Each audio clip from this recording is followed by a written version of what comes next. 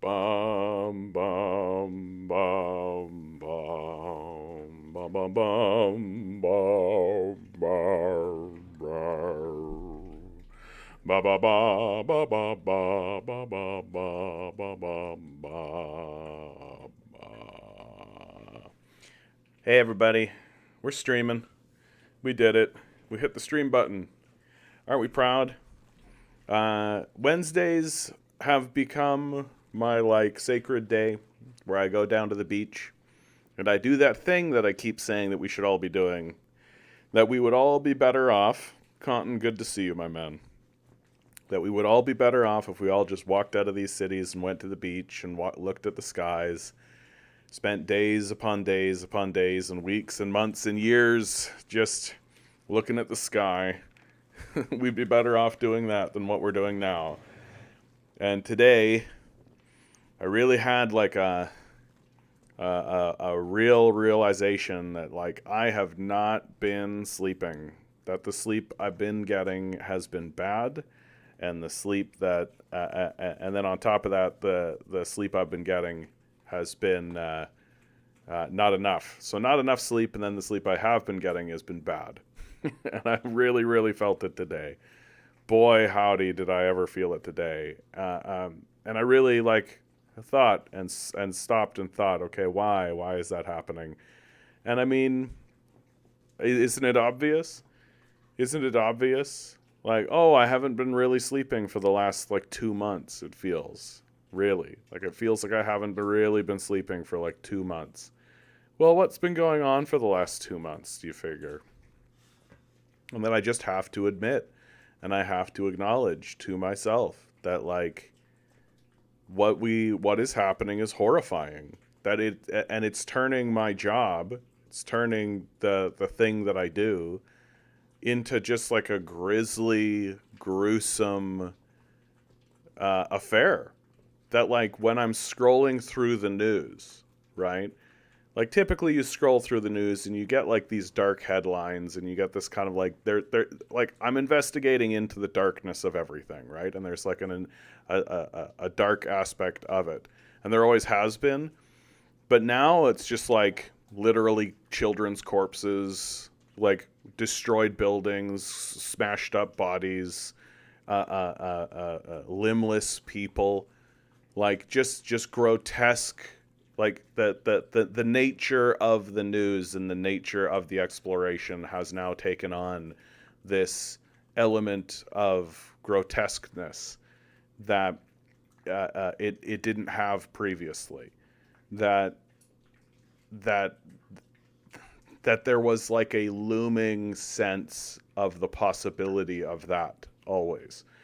And I feel a big reason why I'm doing this is to avoid the outcomes, or to at least shine a light, or to wave a flag and to say, hey, there are outcomes to all of this. Well, now the outcomes are here. Now the outcomes are here. And they're impossible to avoid. They're impossible to ignore. June, good to see you. They're impossible to avoid. They're impossible to ignore. They're right in front of you. And I think the most horrifying aspect of it is literally seeing post after post after post of the most grotesque violence that I think you can see, followed up by people who are denying the existence or justifying the existence of that violence.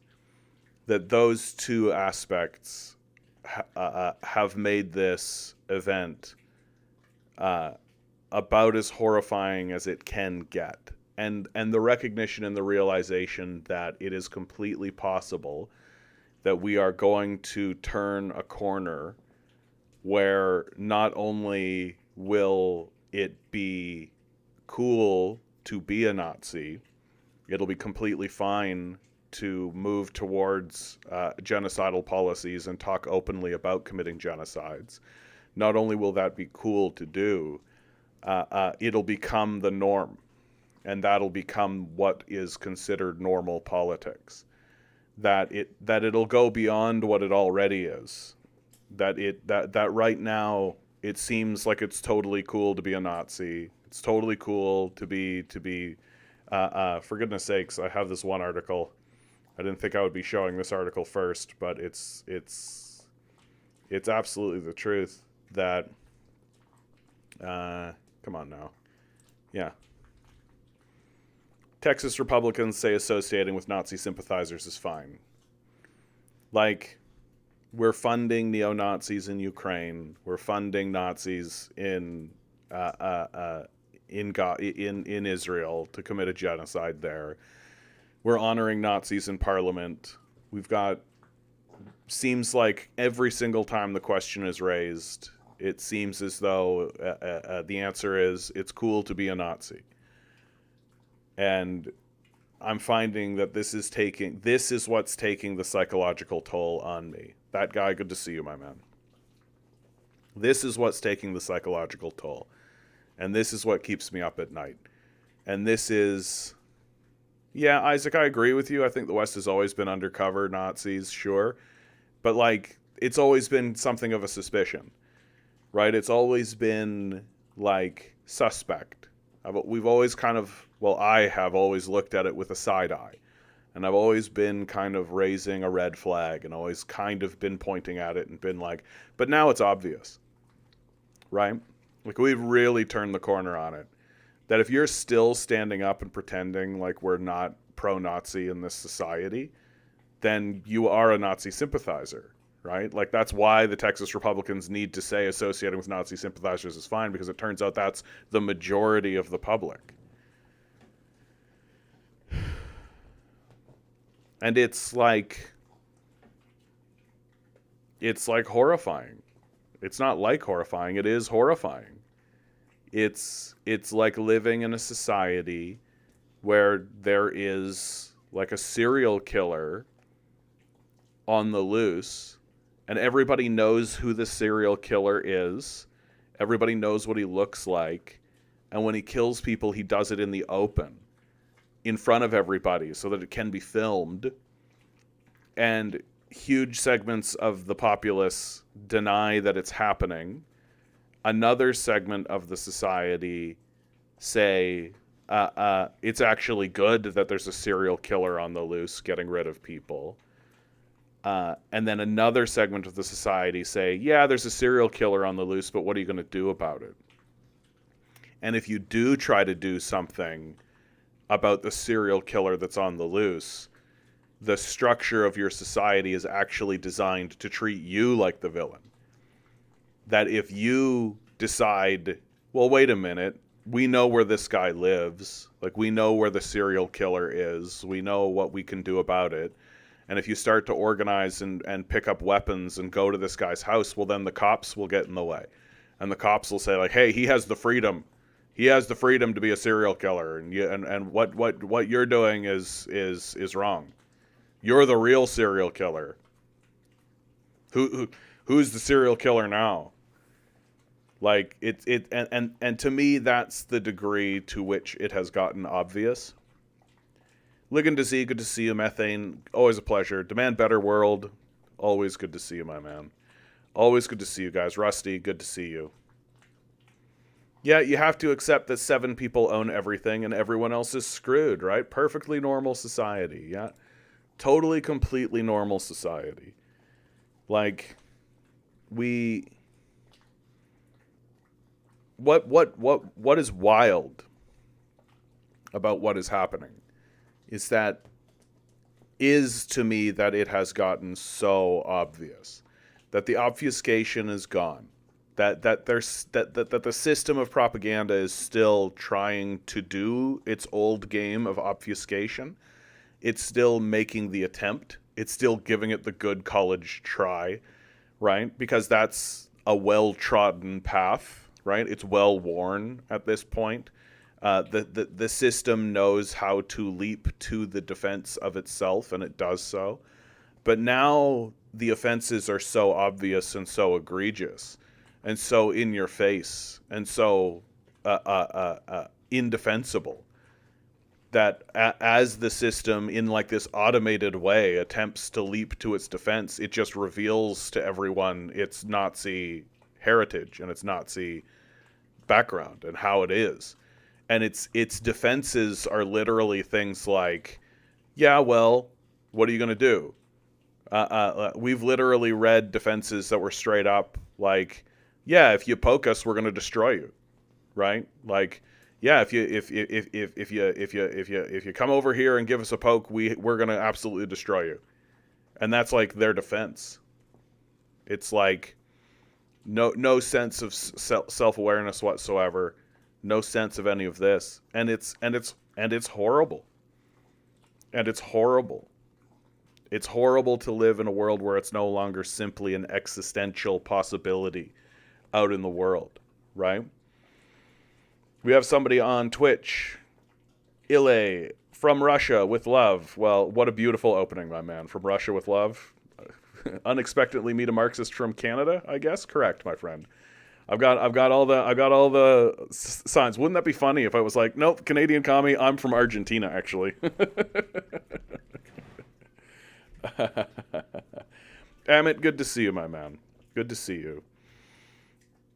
Yeah, it's like plausible deniability while at the same time normalizing the bad behaviors. I mean, I think the thing to me is that now all of the Nazis know it's fine to be a Nazi.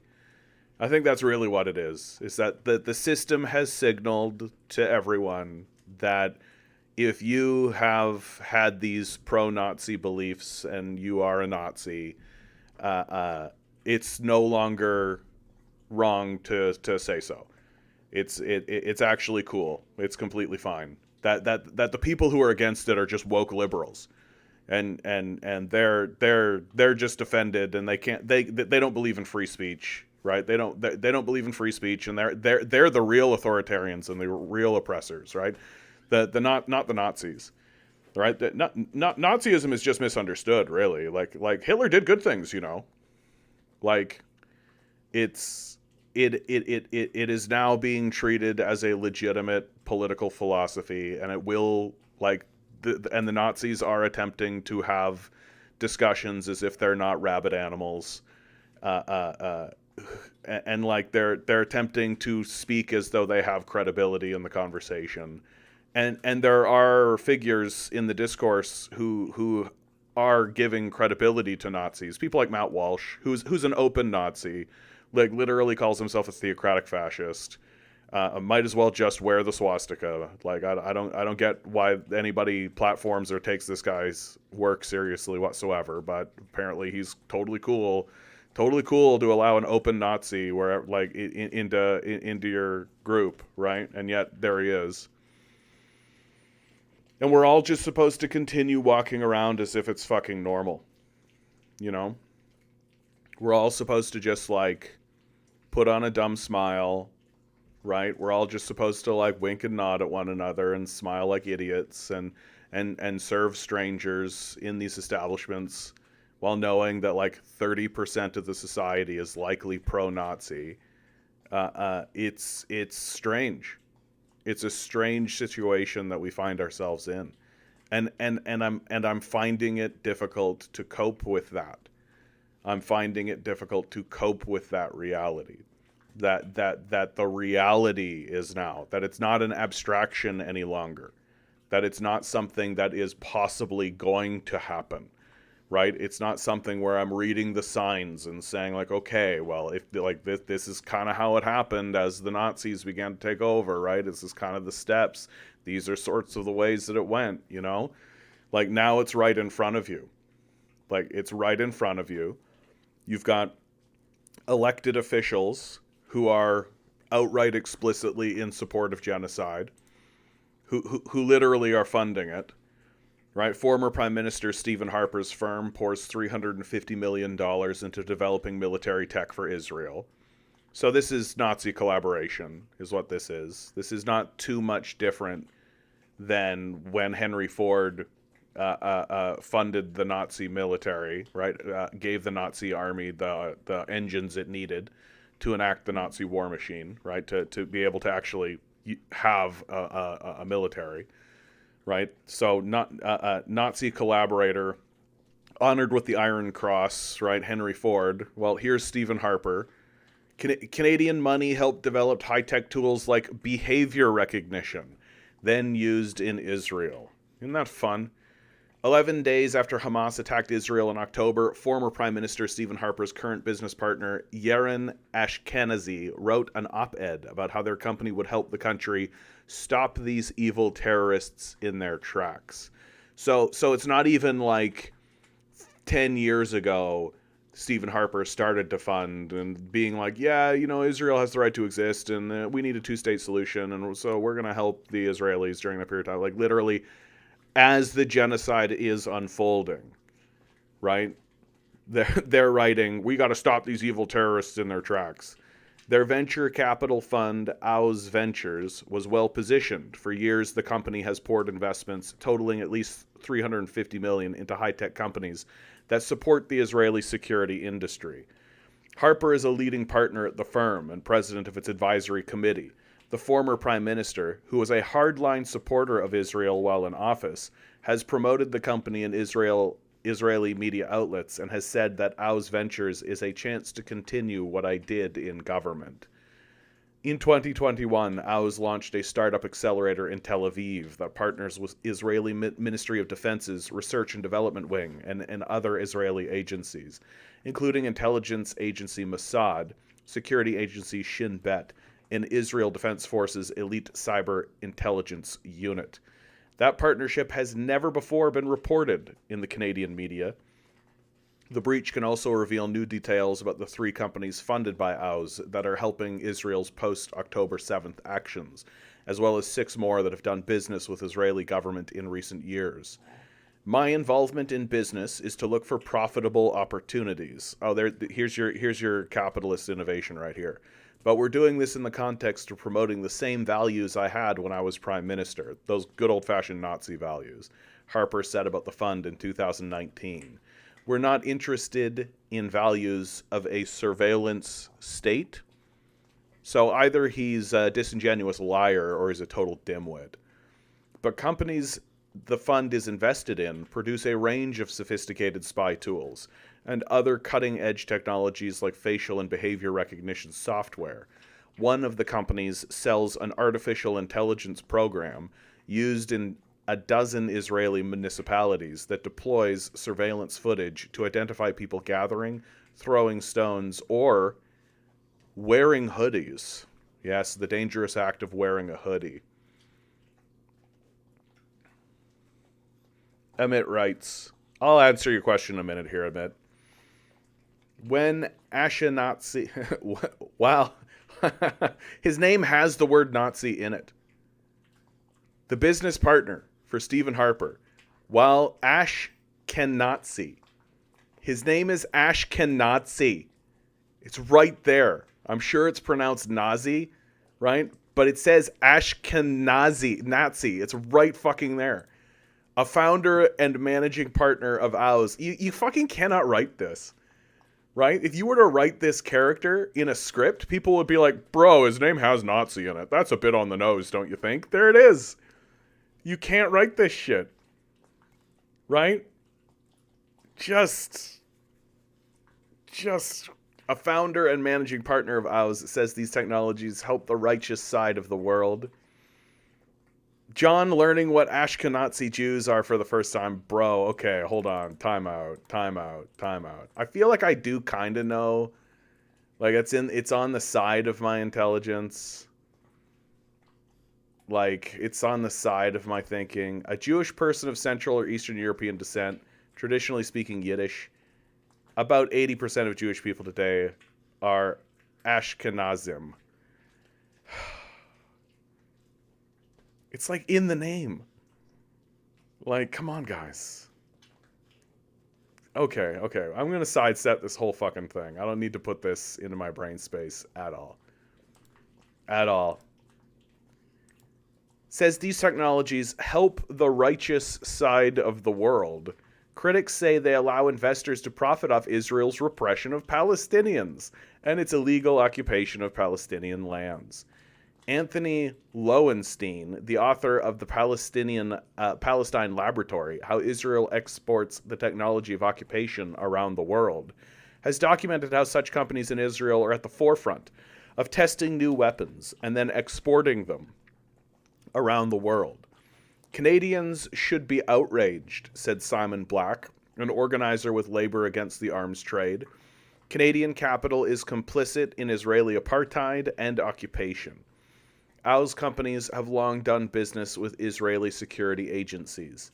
The breach identified 6 Owl's companies with relationships to the Israeli state, including one that has sold software to the Ministry of Defense.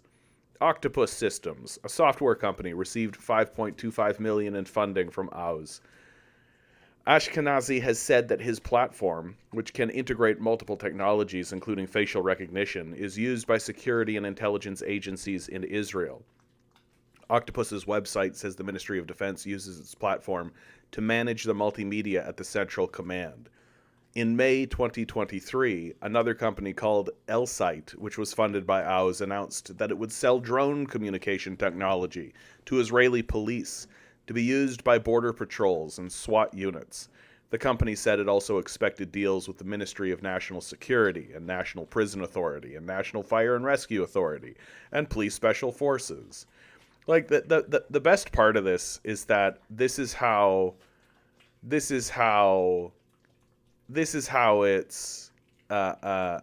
this is how it's going to go, right? This is how it's going to go, right?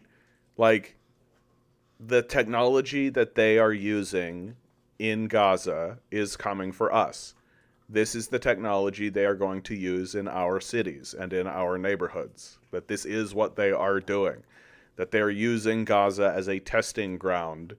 They are using the Palestinians and the Gazans as guinea pigs. And they are not going to let up. Right? They're going to use them as guinea pigs for their dystopian technology that they will then sell to our police forces.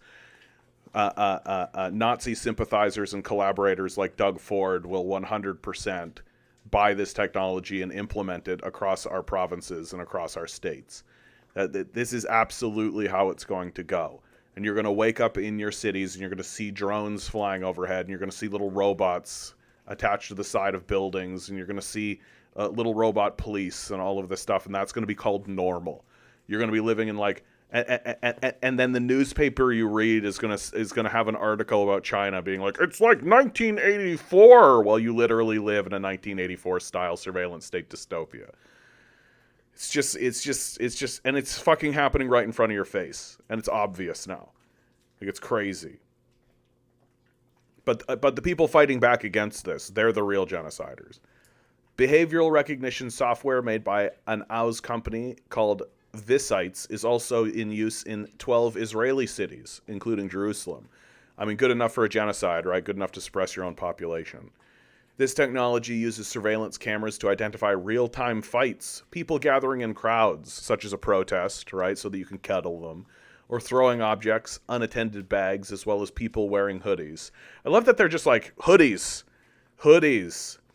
Israel's Ministry of Public Security has helped market Visite's futuristic technology to municipalities. The most successful venture that Oz has invested in is the cybersecurity company Pentera, which was valued at $1 billion in 2022.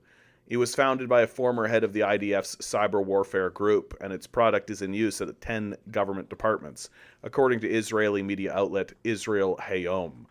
Convo, an AI company that analyzes shipping port data, sells products used by Shin Bet. On Thursday, Convo announced a $3 million funding round that was led by Oz. Harmonic, which produced head-mounted command and control displays, has a partnership with the Israeli Police Aviation Unit. Oz Ventures did not respond to a list of detailed questions sent by the breach, and the phone number listed for its Toronto office was not answered. Big fucking surprise. Publicly available Canadian security information does not disclose how much Harper has been financially compensated for his role in Oz. Yeah, I wonder how much it would cost to sell your soul to Nazis. Known as a startup nation, Israel has a major tech industry that is closely connected to its sophisticated and well-funded military. I see it as a way to monetize the occupation. Lowenstein, the author of The Palestine Laboratory, told The Breach in an interview. Lowenstein's book explores how Israel's occupation has become an incredibly effective testing ground for huge amounts of tech and repressive technology, whether it's drones or spyware or facial recognition technology, biometric tools, whatever it may be. He noted that the military encourages its members to develop technologies once they leave the service. There are literally hundreds, if not thousands, more technology startups in Israel, and there's a pipeline that Israel has encouraged its military members to develop. By doing that, they maintain a close relationship with those people once they've left, he said. So many of those companies are really only private in name. In reality, they're actually an arm of the state. In an interview with Israel Business Daily Globes in 2019, Harper described the opportunities Ows Ventures could build on. I don't think that Israel really knows the global potential of its technology sector, and this is one of our goals, he said. I'm not here in order to give Israel advice, but there are very few important international Israeli technology companies. Through Ows, we therefore want to build an important global Israeli technology fund that will in time lead to a wider range of commercial results for technology companies. Yeah, here's the consequence. Here's the result. This is what they're looking to export all around the world, and they're saying so openly. Certainly not Nazis. Lowenstein argued that Israel's bombardment of Gaza, which has killed 16,248 Palestinians as of Tuesday, has allowed the military to test weapons for an audience of international buyers. They're putting that on social media, which is not just for domestic and international public audiences. It's also for foreign investors.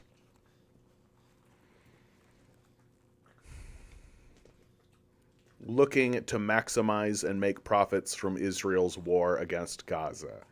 What Israel has been doing in the last month is live testing these tools on a scale they have never had before. A recent investigation by the Israeli publication Plus 972 has linked the large number of civilian deaths in Gaza to the Israeli army's increasing use of AI to develop target lists. This has led to a much larger bombing campaign than was previously possible, and a large number of strikes on residential addresses. The use of AI has let Israel create a mass assassination factory, one former Israeli intelligence officer told Plus 972. Lowenstein also said that Israel's defense sector is one of the most secretive in the world. So it would be difficult to determine whether Ows companies are involved in the killing of Palestinians in Gaza. Harper. Everyone working with me worked with me for years in the government one way or another. This guy's a fucking war criminal. As prime minister between 2006 and 2015, Harper sought closer relations with Israel, becoming one of Israel's most stalwart supporters. Under Harper's leadership, Canada stopped voting in favor of UN resolutions that condemn Israel's illegal settlements and other practices, and cut off aid to the Palestinian Authority when Palestinians elected Hamas in democratic elections in 2006. In 2013, he described Israel as a light of freedom and democracy in what is otherwise a region of darkness. Here's your light. Here's your light and democracy right here. On a trip in 2014, Harper became the first Canadian prime minister to address the Knesset and was given a key to the Israeli parliament. This has big iron cross to Henry Ford feels. He was welcomed enthusiastically by Israel's right-wing Prime Minister Benjamin Netanyahu, who threw a welcome ceremony and dined with Harper 3 nights in a row. After leaving office, he has kept up relations, making a video for conservative online content generator PragerU, praising Israel. From all the clients and activity that I'm involved in, there may be nothing better than Ows, Harper said in the Globe's interview. Everyone working with me worked with me for years in the government in one way or another. The simple test we use in everything we do is whether it's a type of business that I would have been involved in as Prime Minister, and that I would have been willing to make an official announcement about, that I would have wanted to be associated with, and that I would have wanted to see happen. If it's not one of those, regardless of whether it's bad or illegal or whatever, it's not the kind of business we're looking for, he said. Harper also said he wanted to create opportunities for Israeli companies to enter North American markets. By the way, I have to say that during my term as Prime Minister, I encouraged greater military cooperation with Israel, probably for foreign policy regions, but this built many of these bridges. As grand a confession as one can get, Hague-worthy, right? Off to the Hague with you. Harper is not the only high-profile figure to be recruited by the firm. Oz Ventures' advisory board includes several former spy masters. Richard Fadden, who headed CSIS, James Woolsey, who led the CIA, as well as former heads from the British M15 and the Israeli Mossad. The venture firm has also recruited officials from agencies such as the FBI, the IDF, the Israeli police, Israel's Ministry of Foreign Affairs, and the Canadian Armed Forces. Ashkenazi himself is a former Shin Bet officer. In Ashkenazi's October op-ed in the Jerusalem Post, he wrote that Oz was leveraging its company's technology to help Israel respond to the Hamas attack. He suggested voice and facial recognition programs were used to identify wounded people in hospitals. Digital intelligence capabilities also help the state locate kidnapped and missing Israelis and crack down on Hamas, he wrote.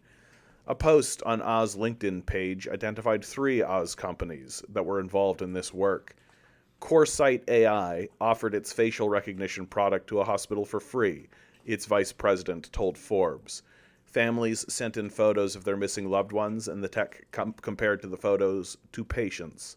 The company, which has received $5 million from Oz, claims its technology can identify people even if they're wearing a mask. A spokesperson has also said that its technology is deployed by police units around the world, including in Israel.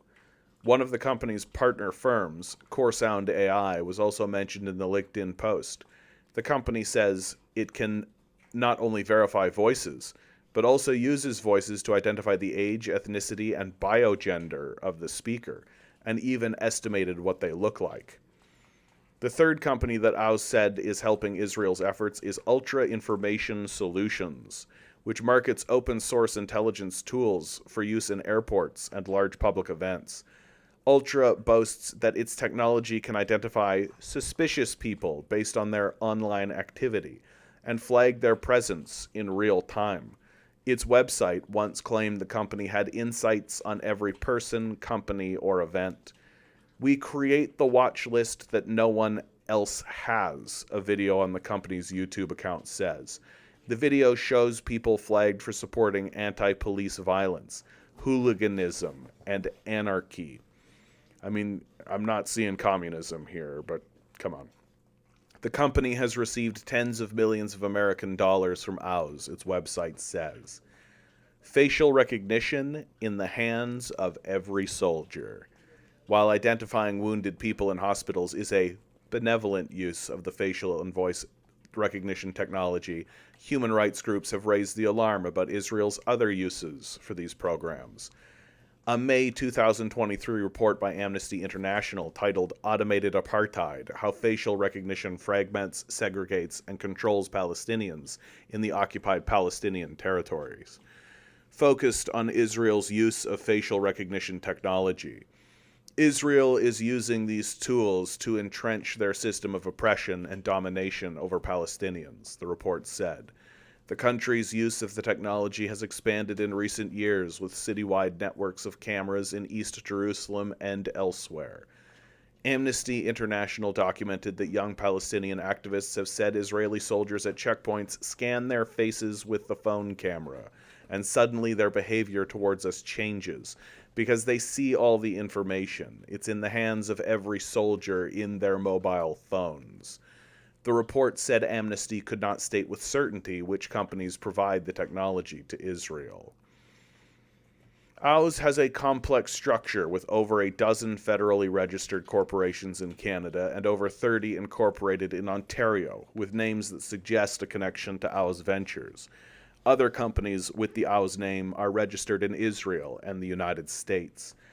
As a venture capital fund, the company raises money from investors and uses it to fund up-and-coming companies. In this case, OWS funds exclusively Israeli companies, with products that have applications in the security and defense sectors.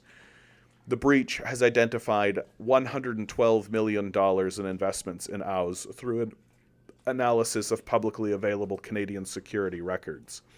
Of these investments, the vast majority came from accredited investors in Canada.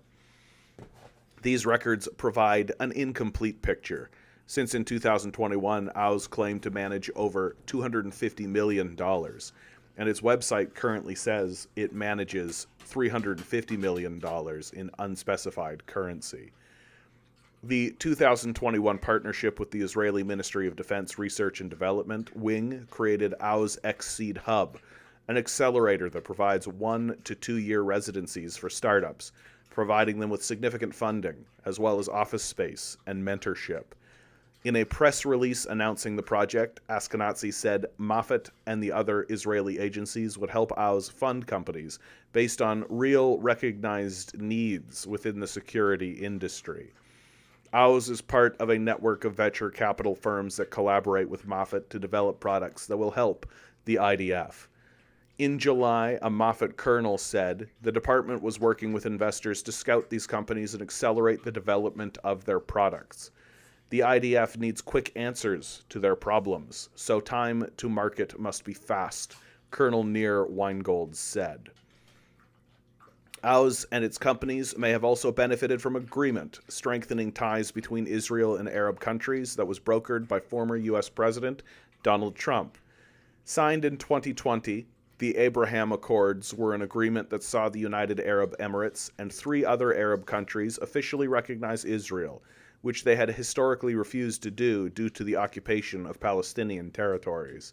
In exchange, these countries were given greater access to Israeli defense exports. Lowenstein point out that after the deals were signed, Israel exported a record $12.5 billion in defense goods in 2022, a quarter of which went to countries that signed the accords. What does that practically mean? It means that the Abraham Accords, signed by Trump as this wonderful, glorious acceptance in the Arab world of Israel, was nothing of the sort, he told The Breach. It was an arms deal. In 2021, an OWS press release mentioned in passing that the company had a business development office in the UAE. A month later, CBC News published a report raising concerns about the company's potential involvement in selling cyber surveillance technologies to the country, which was a history of human rights abuse. The article revealed that Canada's former representative to the Palestinian Authority, Catherine Verrier-Frechette, has been hired to run OWS Abu Dhabi offices and facilitate the sale of cybersecurity technologies to countries across North Africa and the Middle East, including Saudi Arabia. OWS Ashkenazi told CBC that the company's operations in the UAE were in the spirit of the Abraham Accords. Since the CBC article was published, OWS has kept a low profile about its operations in the UAE. Between May and July of 2022, Verrier-Frechette was removed from the company's website, along with her job description as managing director for the UAE. She now works for another venture capital firm. In October, a company called Tau OWS X-Seed SPV RSC Limited was registered in the UAE. OWS did not respond to questions about whether it was doing business in the UAE, and the breach was unable to independently confirm the new company's connection to Harper's firm. At least 4 OWS companies have some activity in the UAE. All this surveillance technology is basically being sold to Arab repressive states because they are completely and utterly paranoid about another Arab Spring type occurrence, Lowenstein said.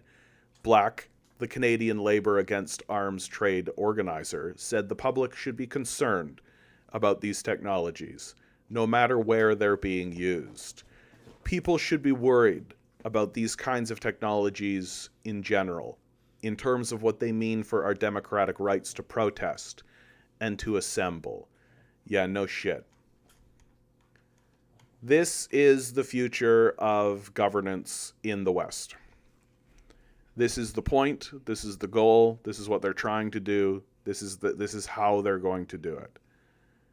Now that I finished the article, I would like to say I had that moment with the Ashkenazi thing where I had a little laugh about it, and I admit completely that came from a place of ignorance and exhaustion. So if I offended anybody with that, I would like to apologize, and I'd like to get ahead of that. Sometimes I say stupid shit because I'm sometimes a stupid person, and it's very straightforward. Methane. I saw an article a couple days ago saying Columbia and NYU did some financial study and found there were unusual stock market trades and profit in the days before October 7th. Yeah, some shorted Israeli and U.S. corps. Yeah, I mean, come on. That's nothing new.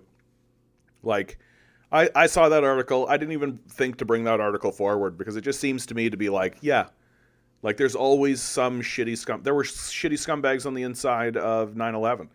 That like there was shorting and some short sales and some stuff that happened and some shady stuff that happened in the beforehand for 9/11 as well.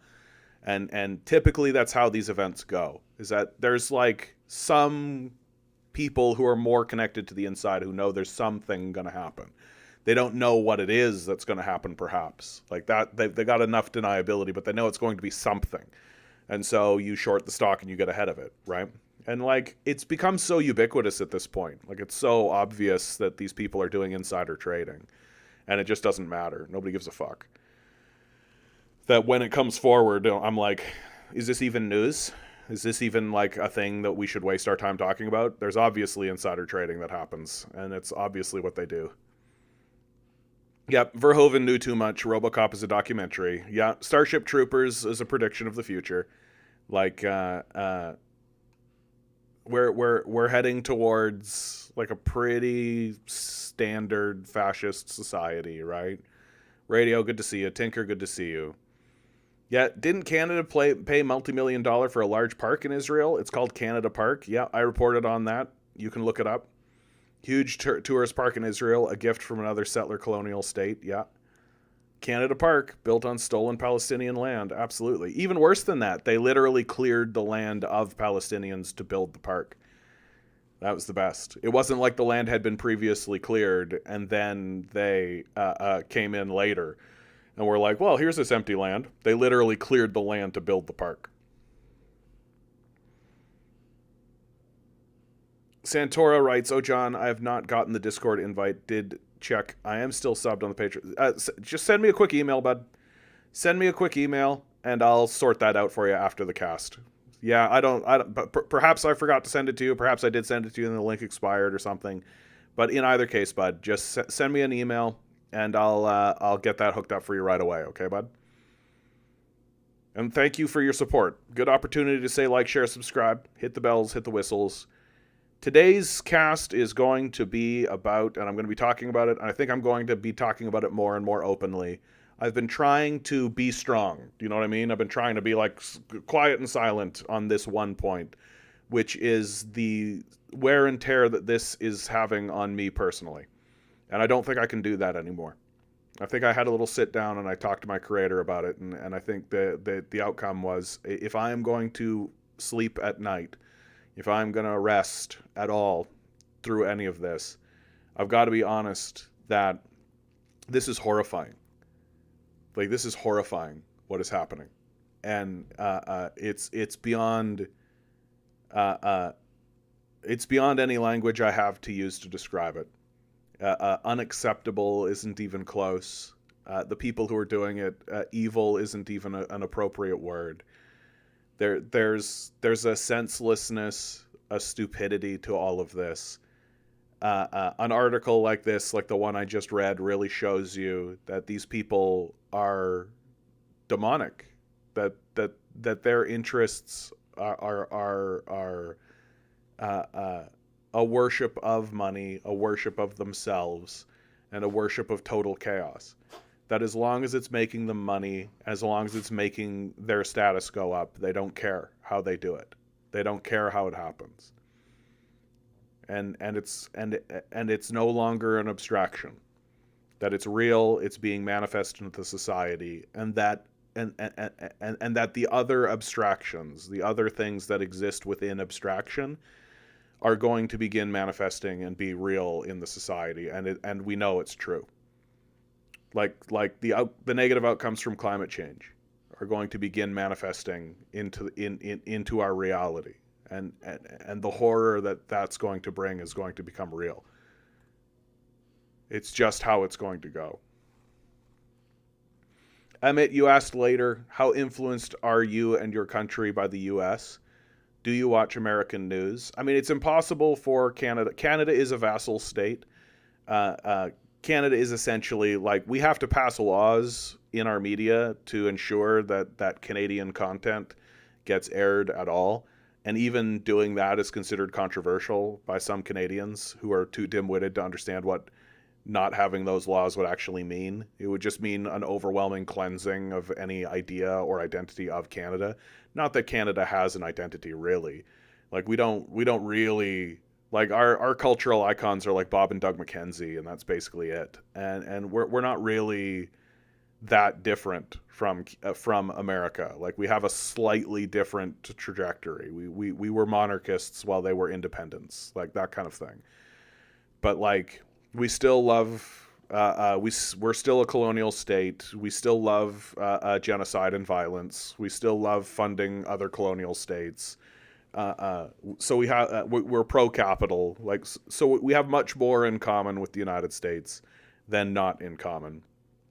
And it's impossible for us to not be influenced by the United States. The United States is an enormous cultural force. The only thing that the United States actually exports is war and propaganda, right? That's the only thing it actually exports. So Canada is, it's not an official state because we have no representation within the Congress or the Senate or any of that, but we are a vassal. Like, we can't just do things. And it's pretty there have been pretty clear moments in Canadian history where we were doing something that the United States didn't want us to, and so the United States came over and said, if you continue doing that, we will start shooting you. And people were just like, okay, we're shutting it down. Like, I think about the Avro-Arrow program. The Avro-Arrow program, it's extremely obvious that they threatened Diefenbaker, and so Diefenbaker shut the program down. That's extremely obvious. Mikhail, how you doing?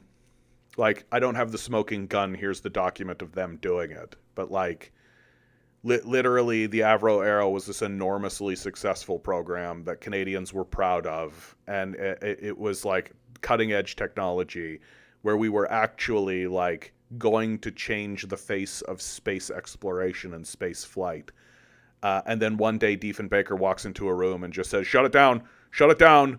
Everybody, we got to shut this down. We're shutting this down now, everybody. We're shutting this down. Right after he has, like, pretty major meetings with American intelligence. Like, how do you think those conversations went? You think those conversations were like, hey, that's a cool technology you have. Can we buy it? Can we, like, integrate it? Can we do all that stuff? Or do you think it was, hey, Diefenbaker, if you keep that up, we're going to shoot you and your family? Which one of those two do you think are likely? Right? So it's Diefenbaker's swiftness in shutting down the Avro-Arrow program that convinces me pretty firmly that he was threatened directly by American intelligence that told him essentially that if he continued forward with that, they were going to just kill him. The Avro-Arrow, if it could have replaced rocketry. Like, it could have replaced, and frankly, it should. This should be the way that we do things. It could have replaced the entire idea of, like, shooting rockets up into space. Instead, you would have, like, a plane that would get you up into that stratosphere territory and then shoot objects out from there and then land the plane, right? So it would basically eliminate this entire field of research, which is rocketry, right? And we would just stop using rocketry as a way to get into space at all. Because really, when you think about it, that's really fucking stupid. And, like, what's Elon Musk trying to do right now? We should have a rocket that lands, You mean like a fucking plane? Right? Like this is how dim-witted SpaceX actually is as an entire idea. Right? It's a bunch of nerds being like, "Man, it'd be so cool if we could shoot rockets that would land." You mean like a fucking plane?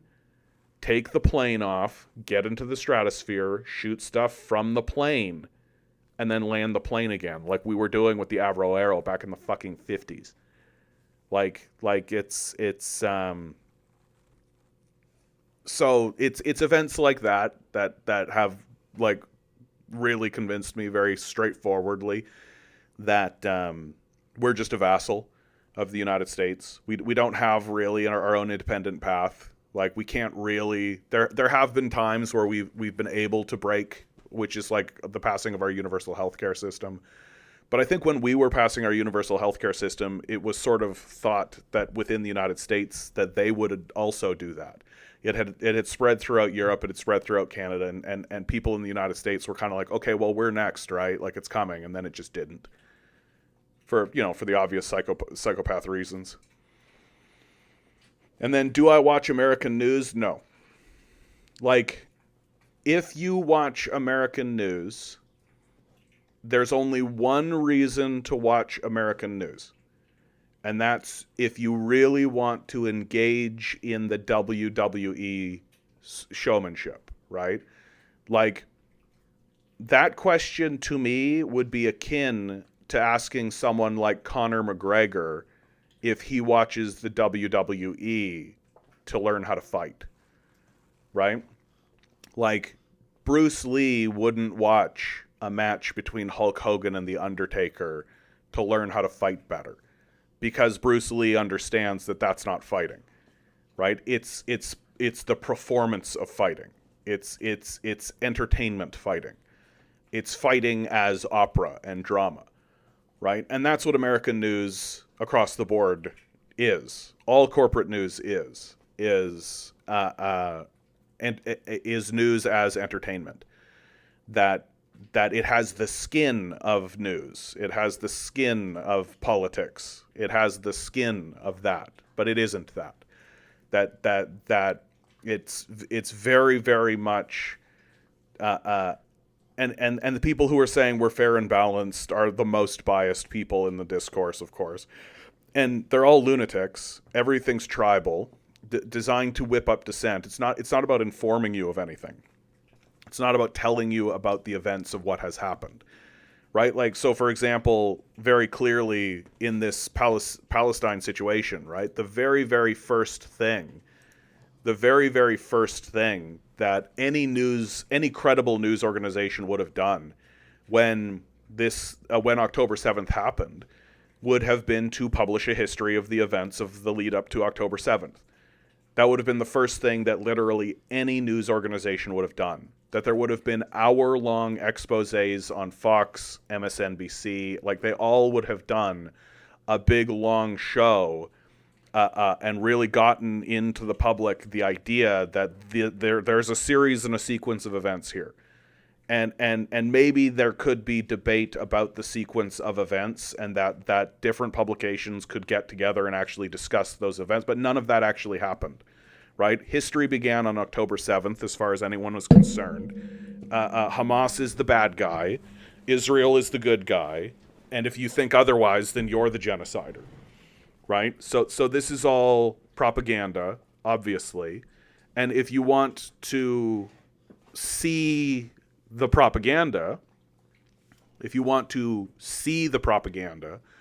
and see it for what it is, then sure, you can sit down and do that, right? You can spend your whole life doing that. But the more likely thing that's going to happen is it's going to start coloring your perspective. And even if you watch it as propaganda, you'll begin to get influenced into their way of thinking, which is the point. That's the whole goal. And so you're better off to turn it off and find unaffiliated third-party organizations and independent reporters who are telling the truth. And as soon as you find those people, you stick with them, right? That as soon as you realize that a person is a liar or frankly is just being funded by frauds, right? As soon as you find out that somebody's being funded by frauds, you could just abandon them. And I have no problem with the idea of just wholesale abandonment of enormous sections of this society, right? The outcomes of this society is genocide. The outcomes of this society is poverty and war. We don't need to tolerate anything it has to say about anything. We don't need to listen to it. Like they're obviously frauds, right? And the only reason to listen to what they have to say is to hear what the liars are saying, and just hear it and go, yeah, probably false. I would say that 999 times out of 1,000 in the last 10 years, when the media has stood up and said something, I have said probably not. It's probably false, and I would say that I've been right 999 times out of 1,000. Like that, the one time that I've been wrong, it's been banal. It's been sort of a okay. Oh, okay. It was actually true. Oh, okay. But like, I remember when it first started coming out of the Biden administration, Uyghur genocide. There's a Uyghur genocide happening. This is a serious thing. Uyghur genocide, absolutely. I literally record. You can find it on my channel. Without knowing anything about the situation, I looked at it and just said, probably not. Like, that's probably fake, right? And it was totally fake. And the deeper I went in it, the faker it got, and the more obvious it was that it was completely fake. And it's just getting childishly obvious to say now. Like, it's just getting banal. Like, they're liars. They're compulsive liars. And sometimes they'll just lie about stuff that they don't have to lie about. They'll just tell you lies so that they can just lie to you. Because I think they're getting off on it. I think there's a certain degree of pleasure they get from lying to your face. So if you're actually still watching any corporate news, Rachel Maddow, Fox News, I don't care. Pick your poison, right? They're all the same.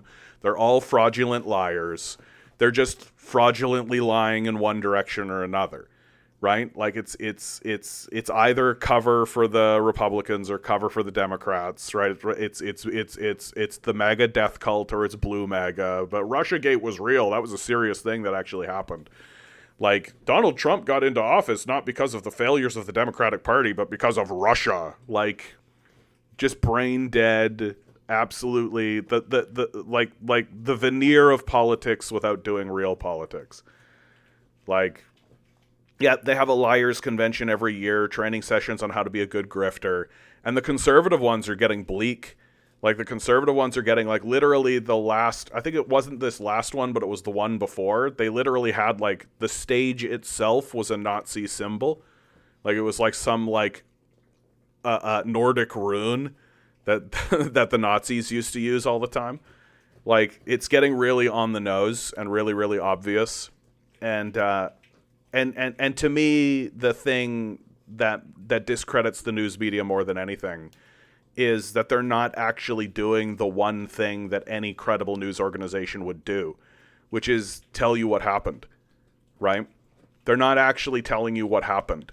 They don't actually give you the facts. They don't actually at any point tell you the events that occurred leading up to this moment, right? They're not interested in that. They're not interested in creating a larger narrative of any sort. What do I think about Al Jazeera? I think Al Jazeera attempts to do that. So far, so good, near as I can tell. I think that they have their own bias, but and to end this big rant, to end this big thing that I'm saying, it's okay to use any source you like, as long as you know what the bias is, right? You can completely use CBS and NBC and all of these guys if you want, right? Because every so often they do actually report on something, right? It does happen. And so you can use any source you like, as long as you understand their bias, as long as you understand where their perspective is and what their objectives and what their goals actually are, right? Because sometimes you get some interesting articles from the Liars Club, right? Because every so often, like especially from like the Financial Post, right? The stuff that nobody actually reads, which is the financial section, right? Well, like even the liars look at themselves every so often and say like, okay, but we need to actually know what's going on, right? Like we actually do need to know what's going on. We can't just be fraudulent liars propagandizing the people all the time. So what we're going to do is we're going to create a section in the newspaper that's going to have like a kind of a coded language and be really boring and banal and dry and be very obfuscationary, but fundamentally be the truth, because we actually do need to know what's going on. Right? Not everything can just be total bullshit and lies, right? Like not every article can just have this extreme obfuscationary aspect to it. Like a wealthy investor, need to know what's happening to know what to invest in. And so here's the Financial Times. And so the Financial Times usually calls it straight, but the language that they use, like a very clear example of what I'm talking about is labor market, right?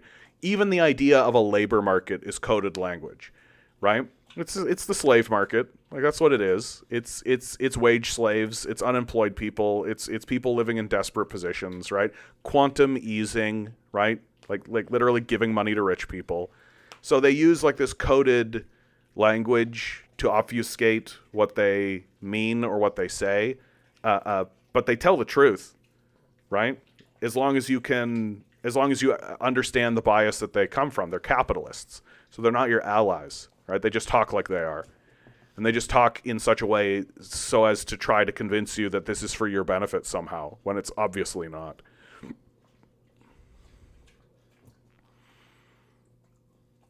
Ile, yeah, thank you, June. The Othala, right? And even the symbol. Look at you, June.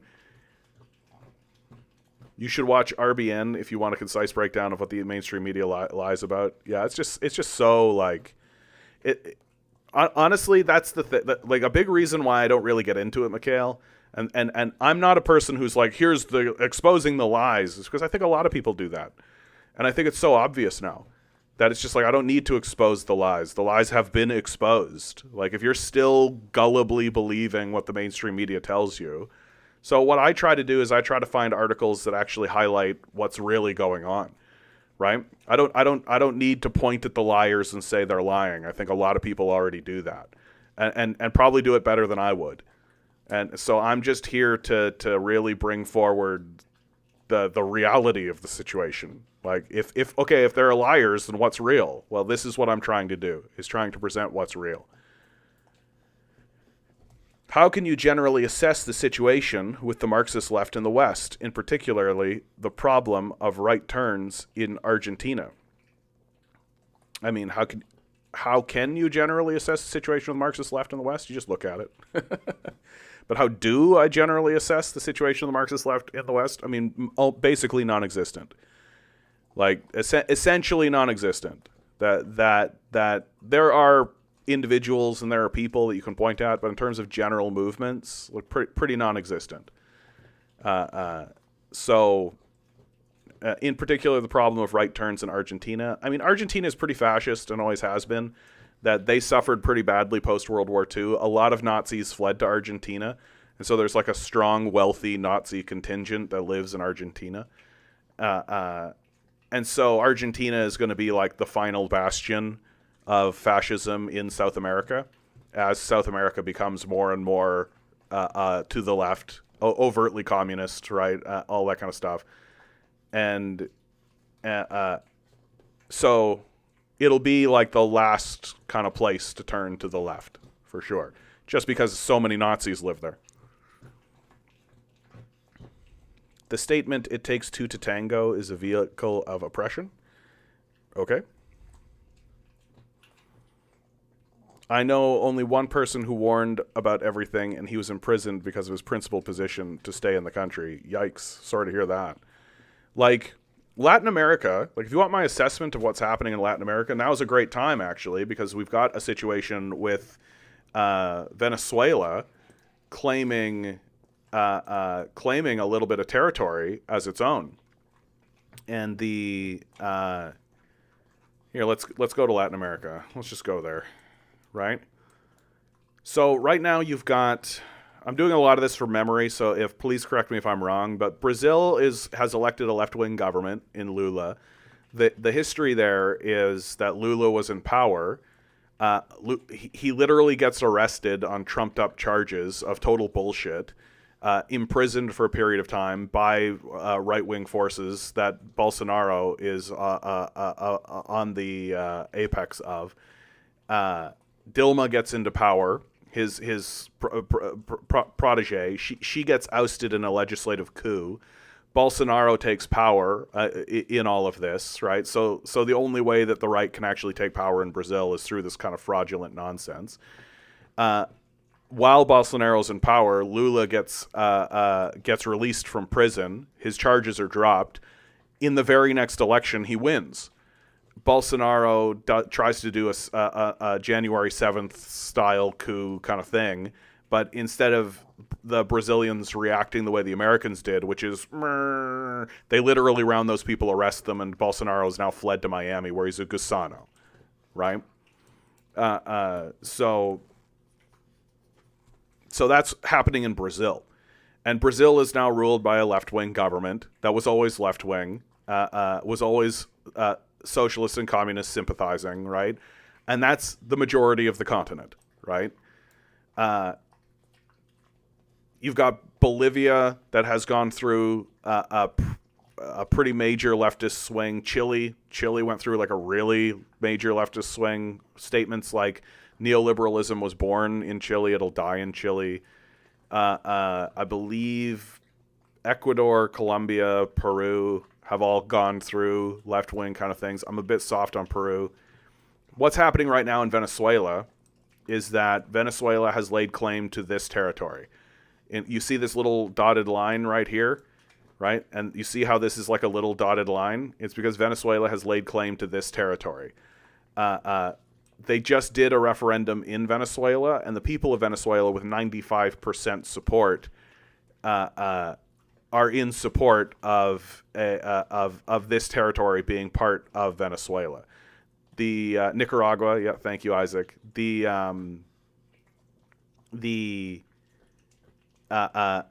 Western media is reporting this as if Venezuela is going to launch an invasion, but the actual truth is that Maduro is going to go through the UN and he's going to attempt to do this diplomatically.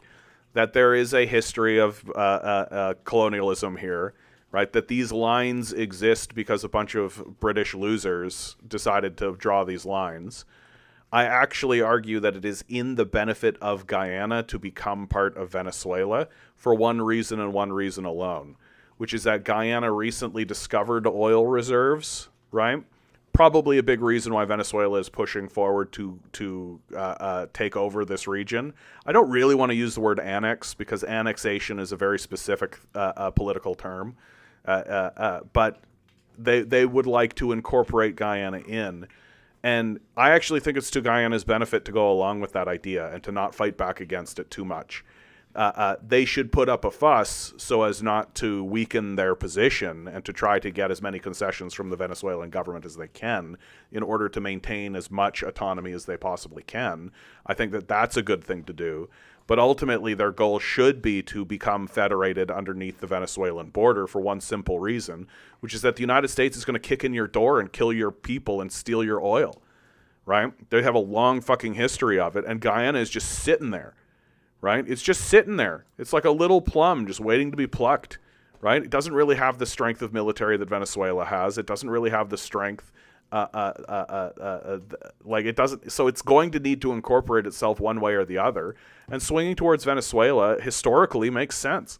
It makes sense to connect that way, right? And I feel like if you connect to Venezuela, you've got more autonomy than if you were to connect to Brazil, right? And Venezuela has shown itself to be perfectly capable of defending itself from Western imperialism, and so Guyana should get on board, right? It definitely should put up a fuss while it does it. It definitely should put up a fuss while it does it so as not to weaken its own position. But ultimately, the goal should become to be incorporated into the larger federated body of Venezuela, which Venezuela's position is there's conversations of federation within South America, or with South America, Latin America. that Brazil and Venezuela and Colombia and all these, Peru and Bolivia and all these are going to create a larger federated currency and a larger, like the EU, right? And this whole thing would become its own federated body. Argentina, in all of this, is going to be left behind. That with the election of Milei, this like total fascist loser who is a dimwit, like a very, very dim-witted, moronic person. And it's really obvious. You just listen to him talk and you're like, this guy doesn't have a clue. He's a very stupid person. The country is going to get completely destroyed. He's literally attempting to dismantle government ministries, right? Like that tells you that this guy's a complete and total dimwit. Like, imagine opening up a video game, like Geopolitics, the video game, right? And you click on your country, right? And any country you click on, there's going to be a screen that comes up, and it's going to say Ministry of Labor, and you're going to be able to click on that, and that's going to open up its own screen, right? And that way you're going to be able to manage different departments and do all that kind of stuff and so on and so forth within the video game. Well, this guy's idea is to destroy those screens. Literally just destroy those screens. Don't let you have access to them. And then, so that means it's just going to privatize everything, right? You're going to privatize your transportation. You're going to privatize your education. You're going to privatize your energy system. You're going to privatize everything. Well, if your goal is to, we know what that means. We know what privatization leads to. It's going to lead to a decline in the quality of life. It's going to increase income inequality. It's going to create a lot of negative outcomes. And the positives is that it's going to enrich 5 people, right? And of course, Millie is totally fine with that because he's too stupid to realize what the outcome is actually going to be, or he doesn't care because he's just taking the bribe, right? So while the rest of the continent is actually creating a plan of federation to work together and then get connected by and large to the larger geopolitical system of what's happening, which is the Belt and Road Initiative, to get connected to this enormous trade network that's actually rising up. Well, while that's all going on, Argentina is just going to get left in the dust and become a shithole. That's exactly what's going to happen to Argentina. It can't go any other way. Right? It's best case scenario in doing what it's going to do is that it's going to become a vassal of the United States, and the corporations are just going to vulture it, right? And they'll just return it to slave plantations, and this sort of shittiness is what's going to happen in Argentina, without a doubt, without a doubt. Yeah, he wants to privatize his stupid hairdo. Yeah. So that's my assessment of what's going to happen in Latin America over the next 5 to 10 years. That because of what's happening in Gaza, because of what's happening in Ukraine, or what has happened in Ukraine, and because of this, the amount of energy that they have put into the South China Sea, it has meant that the empire has kind of lost control of South America. It doesn't really have the influence that it once had, right? And no, I mean, I would argue that he's worse than Boris, right? He's worse than Boris because Boris at least had a sense of like, he at least had this kind of sense about him that he was pretending that what was happening was going to be good for people. Like, Millie doesn't even argue for that. Like, he's literally just like, yeah, just burn this fucking place down. It'll be great.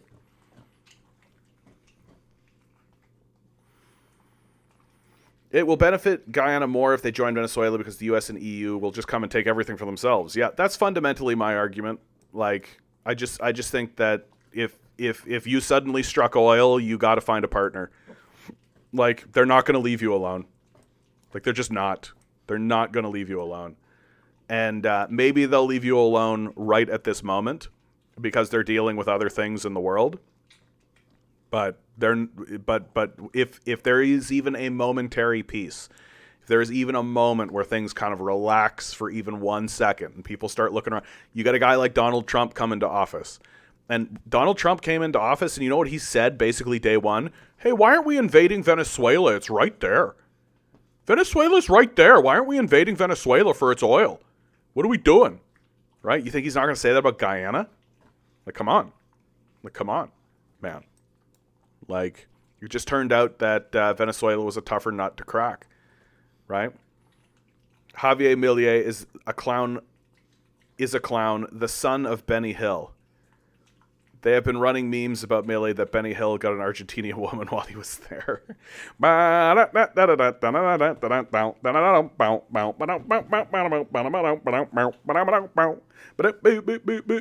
Good opportunity to say like, share, subscribe, hit the bells, hit the whistles, do all the stuff. Tell people I exist. When you get into conversations about communism or about the state of the world with the people around you, be sure to mention me and direct them to my website, thecanadiancommie.com. I'm going to go use the washroom, and I shall return.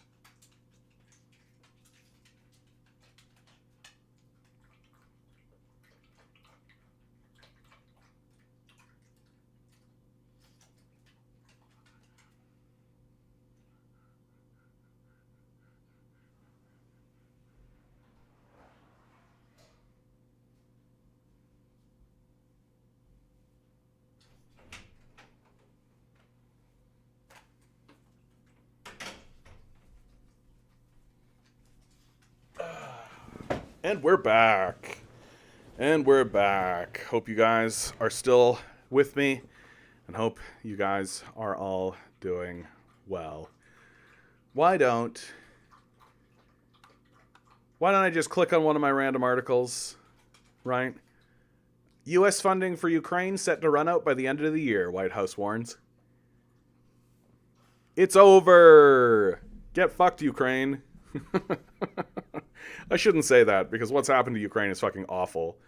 Like, it's brutal what's gone on to Ukraine, man. Like, I don't know how Zelensky does not get... His legacy is of, like, a clownish buffoon. Like it's so ridiculous. When you actually sit down and actually, like, write out what it was like for him to be in office, it's really fucking dumb. And he comes off as a real dimwit. Okanetsuku. Hey from Spain. Good to see you, my man. Hope you're doing well out there. I'm in Canada. Radio writes, had a chat with a Pakistani neighbor about Neom. This fellow was born in Saudi, but cannot be a citizen of the kingdom. He wanted to know how I knew about Neom. The Canadian commie got mentioned. There you go. Let the Saudis know that I'm onto them. That's right. They're trying really hard to, like, just be like, yeah, cool tech city. Cool tech city out in the middle of the desert. Don't worry about it. No larger narrative required. Let them know. There's one guy in Canada that's like, I know what that's for. That's pretty clear and obvious what that's for, guys. Initially, I had been sort of thinking that it was about getting connected to the Belt and Road Initiative, but now I'm not so confident. I do think that it might also be for the Greater Israel Project. But this is the thing. This is the thing about the Saudis, man, is that they are evil Machiavellian geniuses. That they are probably sitting there going, could go either way, right? They are probably sitting there being like, you know what we're going to do? We're going to build this major infrastructure project right here so that we're going to have it. So that when the shit goes crazy in this region and when the political chips start falling where they may, we'll at least be sitting there saying, okay, but we've got this major infrastructure piece right here. Who's going to get it? Where's it going to go? Which direction are we going to go? Can we play both sides? Right? So Saudi Arabia are Machiavellian evil geniuses. They're always on the right side. They're always on the right side of power. They're not on the right side of history. They're on the right side of power. And that's essentially how they've always rolled, you know. Like as long as they're on, they're not the guy. Historically, they are not the guy on the world stage that's in the center of the conversation, but they are directly to the right of the guy that is. That's usually how it works with Saudi Arabia. And it's like, it's hard to be like mad about it, you know? You know what I mean? Like it's hard to look at these guys and be like, you guys are fucking evil bastards, you know, like you are with the West. Because the West is dumb about it. The West is like this clumsy baby that just has a lot of economic clout. And so they can just go around like a clumsy baby with a big giant stick, just hitting whoever they want, being like, that's mine. I'm taking that. That's mine. I want it. Oh, you're better off being hit by the stick, right? Whereas the Saudis, man, there's like some elegance to the way they go about their business. Like they're clever. You can tell they sit down and they really think about things, and they really have plans and ideas and thoughts, and they really chart it out. And when they're charting it out, like if anybody in the room stands up and says, "Isn't that evil?" the Saudis are like, "Yeah, that's it." Like, that's it, you know. And then they do it, and then you're like, "Oh, that completely worked." Good, like, good for you fucking psychos. Well done. So it's you gotta respect that they're at least, you know, planning and doing shit. And I think their defense would be like, you see the situation we're in, right? Like, you see the situation we're in, don't you, John? Like the Canadian commie? You're sitting there, you seeing what's happening, right? Our historical rival right over there. Right, there's like this tenuous land that the Americans have been blowing up and all this stuff. You got this Israel situation right here, right? Like you've got the Muslim Brotherhood, which literally did an uprising in Egypt not that long ago, right? American war, Russian war, all throughout this fucking area. Like, you see the situation that we're in, don't you, John? Right? You understand why we've got to be a bit cloak and dagger Machiavellian, don't you, John? It's like, yeah, like tough to argue against, really. Like you there does come a point where you kind of do have to say, you know, you got to do what you got to do. And you know what's interesting is that the proof is in the pudding. Like, the people of Saudi Arabia are actually really in favor of what's going on in their government. You guys are going to hear me say a lot over and over again that I'm most interested in what the people think. That if the people of a country are happy with what's going on, then I'm more likely I'm more likely to be sympathetic to what their leadership is doing. And when you poll people across the Middle East, the people of Saudi Arabia are overwhelmingly happy with what's going on in Saudi Arabia. And it's like tough to argue against that, you know? Like they didn't fall, you know, that they didn't get invaded, they haven't been blown up, that their quality of life is actually pretty stable relative to their neighbors. You know, so it's like, yeah, like tough to fight against that. But in an objective sense, if you want to take a moral objectivist sense, these guys are just Machiavellian geniuses. They're like crazy. Just watching the situation in Venezuela, right? We may have a new Malavanus war, just this time being in Guyana. Yeah, that's the question. Is it going to devolve into war or not? People who are really pro Venezuela and are pro Maduro and pro Chavista are saying that Maduro is trying to do this diplomatically, that he wants to use channels in the UN and he wants to use diplomacy with Guyana in order to resolve this whole thing diplomatically. If that's the case, then we have to absolutely support that. If you can talk your way into getting territory, then there's absolutely nothing wrong with that. And I actually make the argument that it's in Guyana's benefit to be a part of Venezuela. Like, they've got newly found oil reserves. The United States has a history of invading countries. Venezuela has a history of defending itself against American imperialism. Seems like a pretty win-win situation for Guyana. Like, if I'm Guyana, I'm kind of thinking to myself, yeah, I could use military support from Venezuela when the United States decides to invade us, right? But yes, Tinker, that's absolutely right. Like, what I just said is all theory crafting, right? That at the end of the day, it's what's on the ground. Like, what's on the ground matters the most. What do the people of Guyana want? What do the people of Guyana think?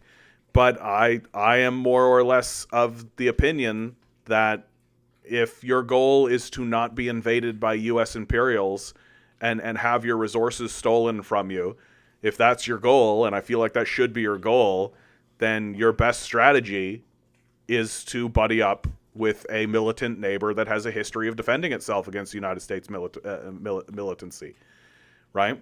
That's my pitch, right? I'm not saying that's what they should do because I don't have the right to say that, right? That you are right, Tinker, in pointing out that it is up to the Guyanese.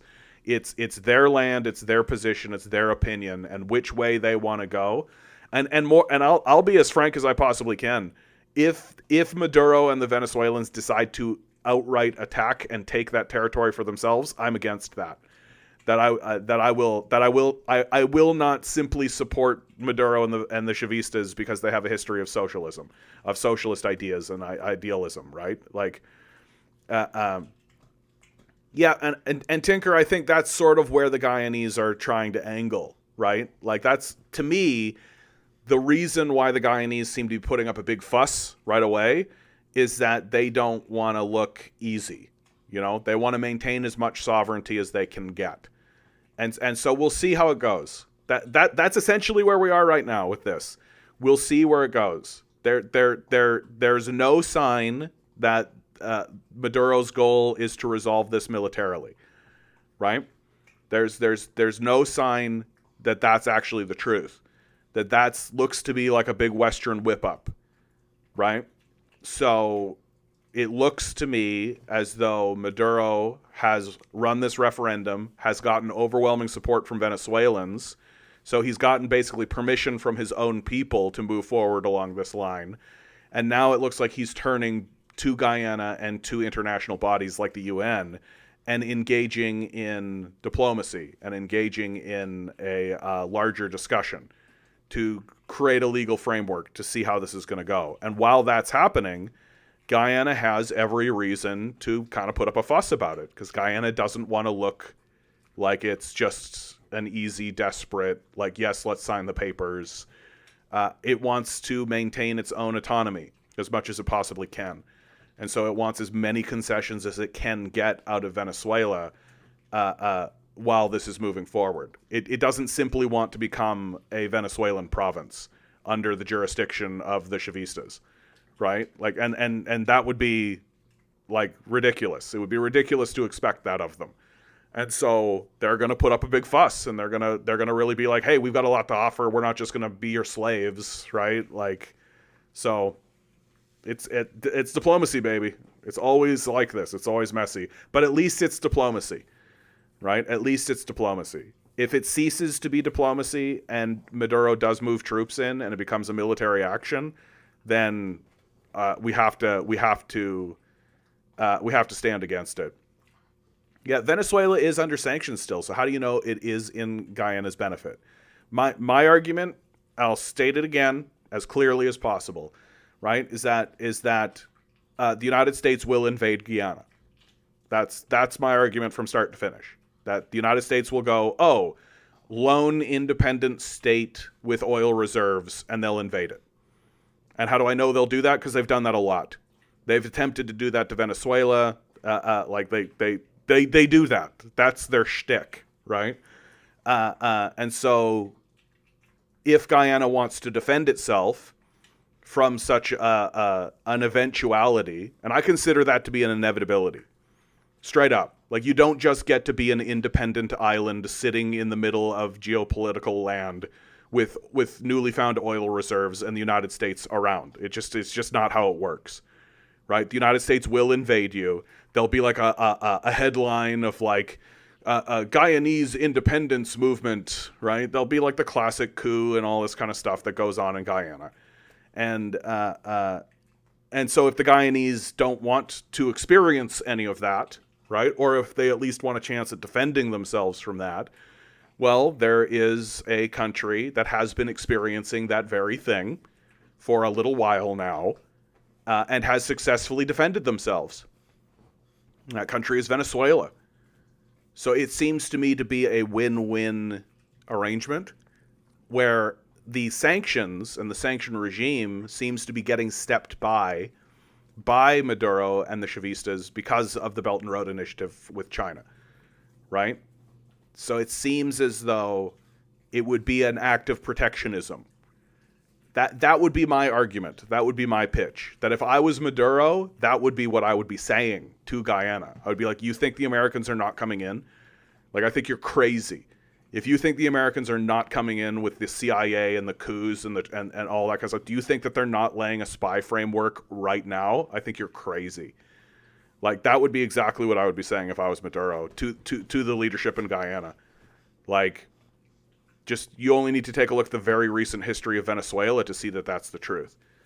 So I think there's I think that there is an opportunity for a win-win kind of arrangement here.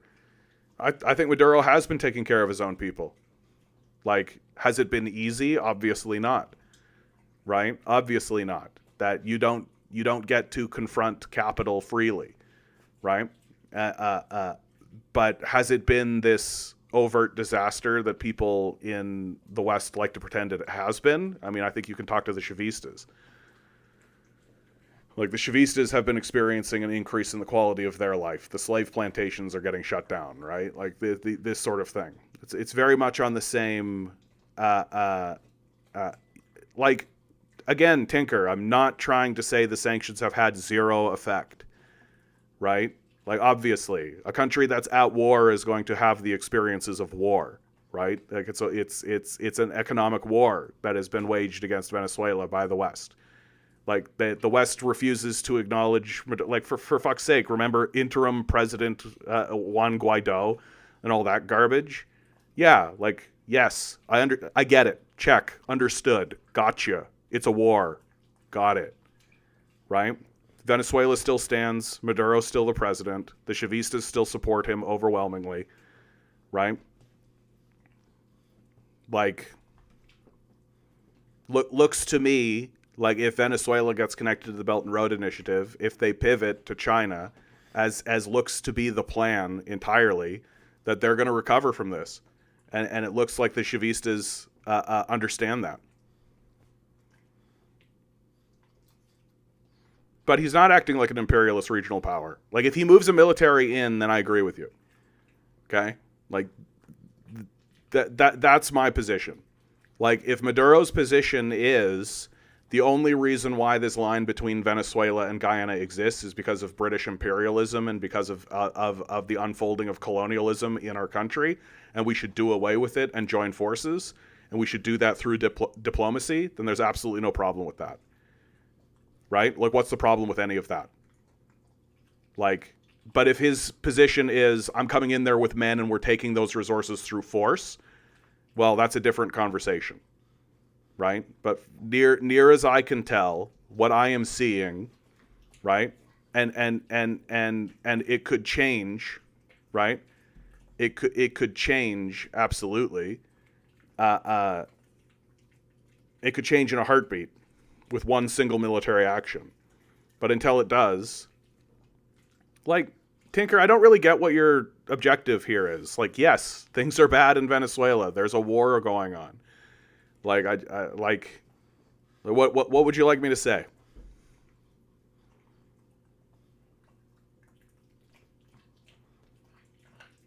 And I think that the Chavistas would likely argue that this is him doing just that, right?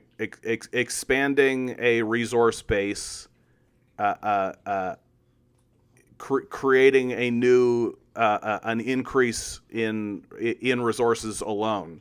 And if that can be done diplomatically, I just don't understand what the problem is. Like, what's the actual problem? Like, again, if he decides to invade with military force, then I'm going to be with you. And I'm going to become very critical of Maduro. Right? But that's not what I'm seeing. Right? I don't really understand why Maduro should keep his mouth shut if he can expand the opportunities of his own people through diplomacy. I understand, Tinker. Well, and Venezuela is a complicated situation. Venezuela is a complicated situation, right? And honestly, Tinker, dude, like, I've been talking about this all stream, and I'm going to keep talking about it. It's hard to hear now, isn't it? Like, fucking, it's tough out there, eh? Like, it's tough out there, man. Like, let's be fucking real. I've been talking about this all stream, and I think I'm going to keep talking about it. I'm going to be a lot more open about it.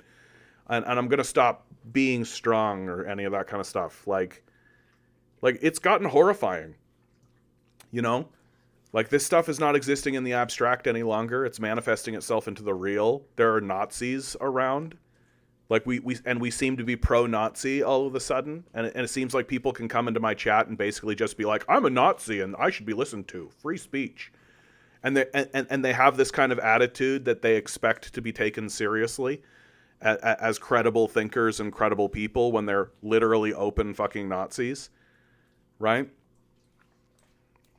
And so it's gotten tough, you know. It's gotten tough, and I think it's wearing. I know it's wearing on me. I'm having a lot of trouble sleeping at night, right? And I know that if it's wearing on me, then it's definitely wearing on you guys, for sure. And so, I think what makes this situation so frustrating. And what makes this situation so, triggering, if I can use that word, right, is that this situation is happening to somebody who we ostensibly support, right? That I ostensibly support the Chavistas, and I support what's going on in Venezuela, that I think we should lift the sanctions, that I think we should allow Venezuela to move forward with its own ideas and all that kind of stuff. And then suddenly the narrative coming out of it is Maduro attacking his neighbor, right, from Western sources. And that's not really what's happening, but it's still frustrating. It's still frustrating, right? Because it's conflict coming out of somebody who we are sort of have been supporting. Right? And we sort of wish they wouldn't. You know? We sort of wish they wouldn't. We're sort of sitting here being like, fuck Maduro, fucking just shut up. Fucking guy, why do you got fucking sit down, shut up.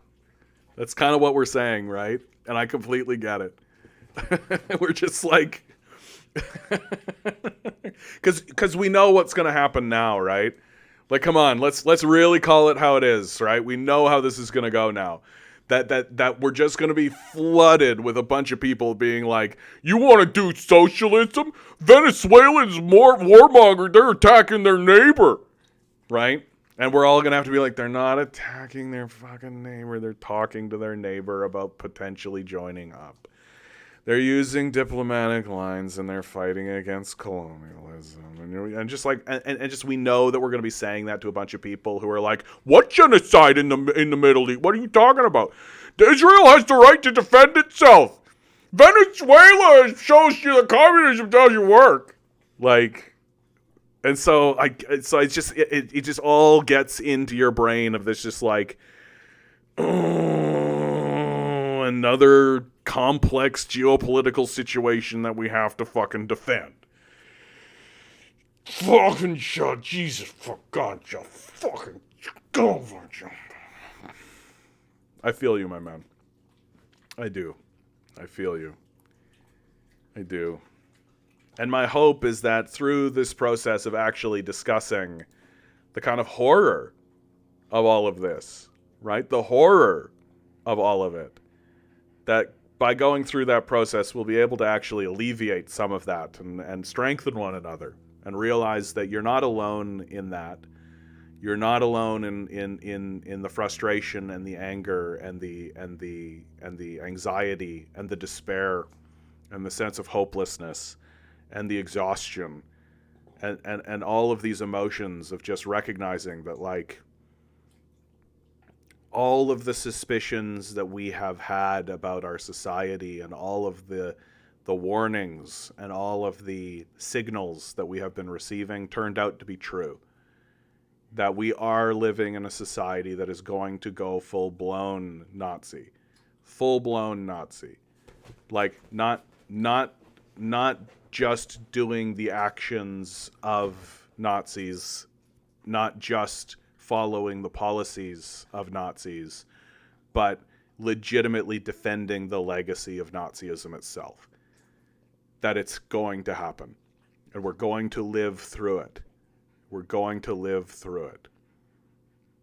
And that's extremely difficult. It's extremely difficult to accept and to understand as real, to accept and understand as something that we hope is not inevitable, but that we should probably prepare for. That the genocide in Gaza has been a very revealing moment, that there are many Nazis around us, many, more than we thought there were. And that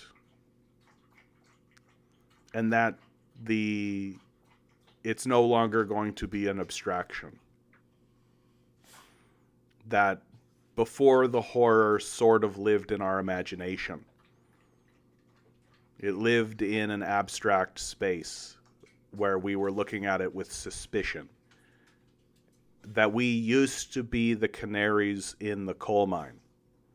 We used to be the warning system.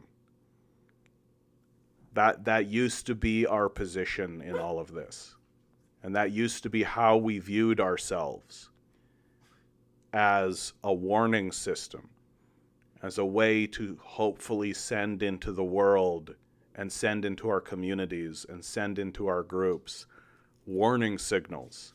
Hey, something's going wrong. There's a lot of potential for things to go wrong now. Well, that's not our role anymore.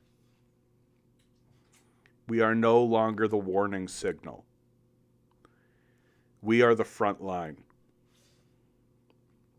And that's the truth. That we are the soldiers and the grunts. We are the people who are putting our skin in the game. We are the people who are going to experience the purges. We are the people who are going to experience the roundups. We are the people who are going to experience the violence. We are the people who are going to stand in front of the state and its goons and be beat around the head. We are the front line. We are not the warning signal anymore. And that's hard. That's a hard transition. It's a hard transition. To realize that it's no longer abstract. To realize that you're no longer the light, you're the flame.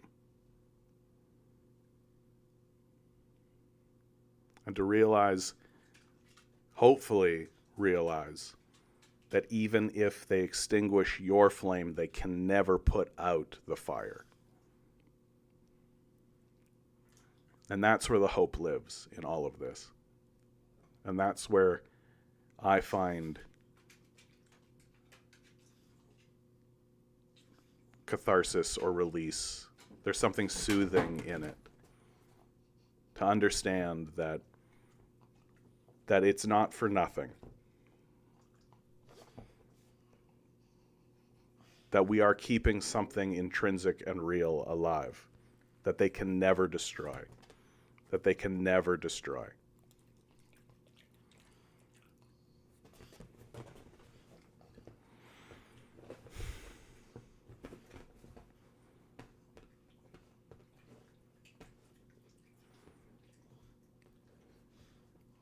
But I know that it's difficult.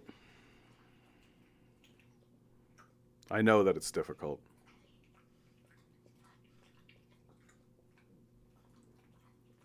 I know that I have not been sleeping because when I sleep, I dream. My sleep has not been a refuge. It has not been nice. I haven't been having good sleeps.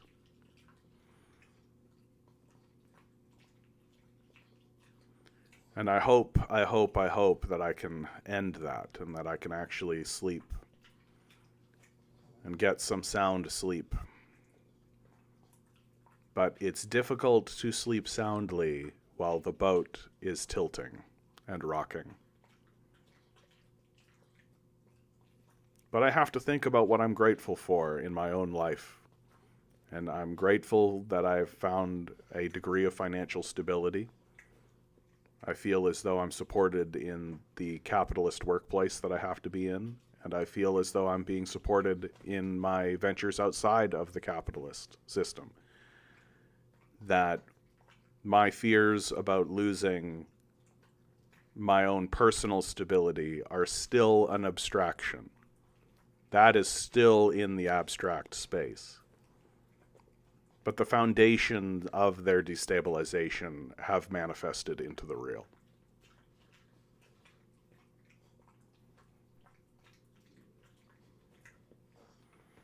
And so we continue to live in hope. We continue to put hope in the reality that the arc of the universe bends towards justice, that the arc of the universe is capable of learning, is capable of growth, is capable of evolving itself, and moreover wants peace. And we hang on to that hope with the understanding that we're living this life for ourselves, but for those who are not yet born. And that we exist to keep the flame of truth held high and the light lit, so that we can pass it on to those who are yet to even be born. Because we know that they can kill the man, but they cannot kill the message. And that one day, because of our actions, because of all of our collective actions together as a people, we will have a society that demands of itself that people live in peace.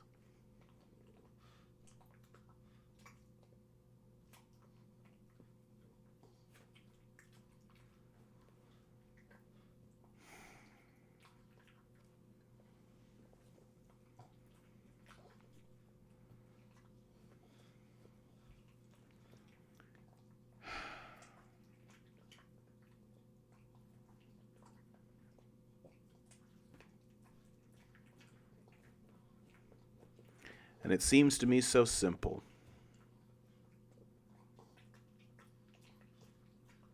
It just seems to me so simple that we could simply not build the bombs. We could simply not build the weapons. We could simply not study war.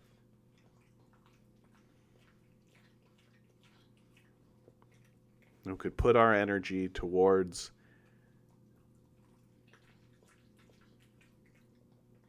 nothing. Towards anything else.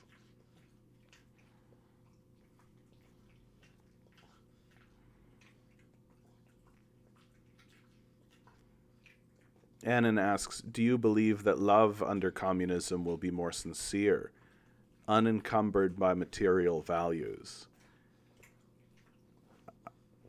The word that I would use would be unconditional.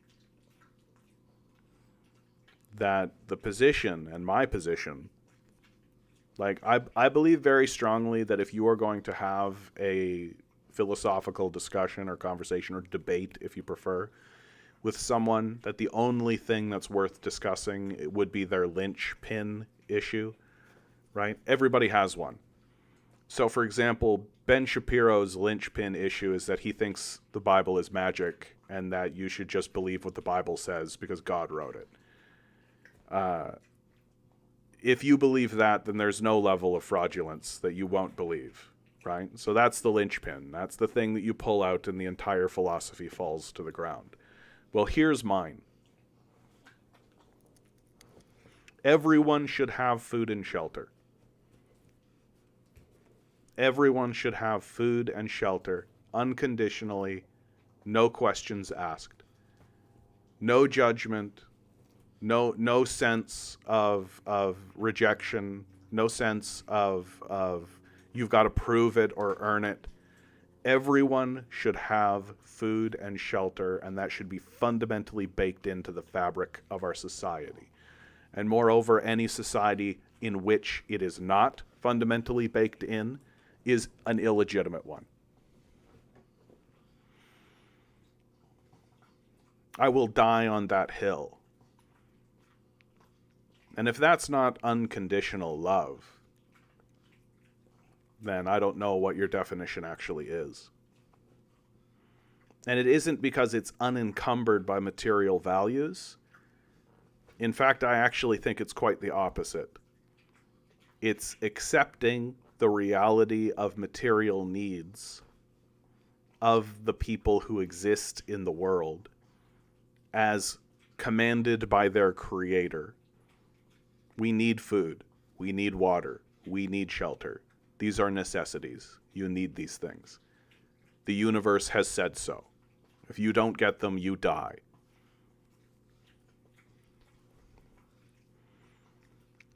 That unconditionally providing them is an acceptance of those material conditions and is an act of unconditional love. That you have faith that the act of doing so will result in something positive or good for all of us.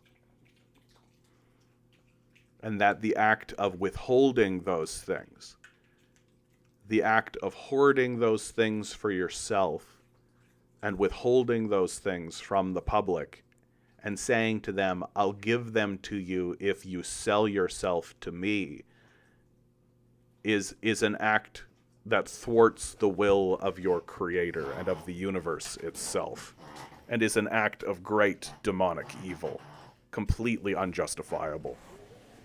One moment, guys, my dog.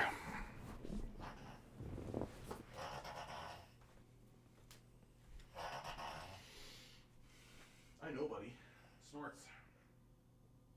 That's what happens when you eat too fast, buddy. You good?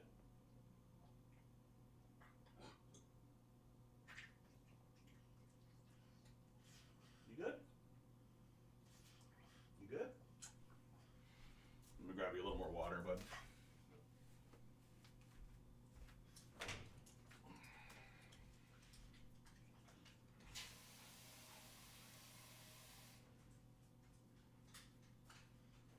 Come on, buddy. Come on. Come on. Let's go. Let's go. Come here. What's this? Let's go. In you go. In you go.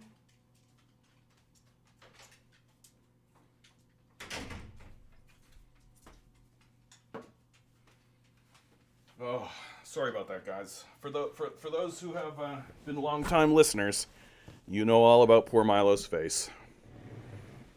You know all about poor Milo's face. That's your capitalist innovation right there. Some good old-fashioned puppy milling.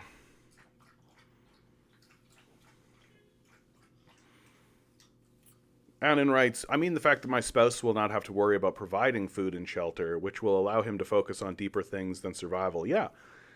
Like, think about how much wasted productivity capitalism produces for itself.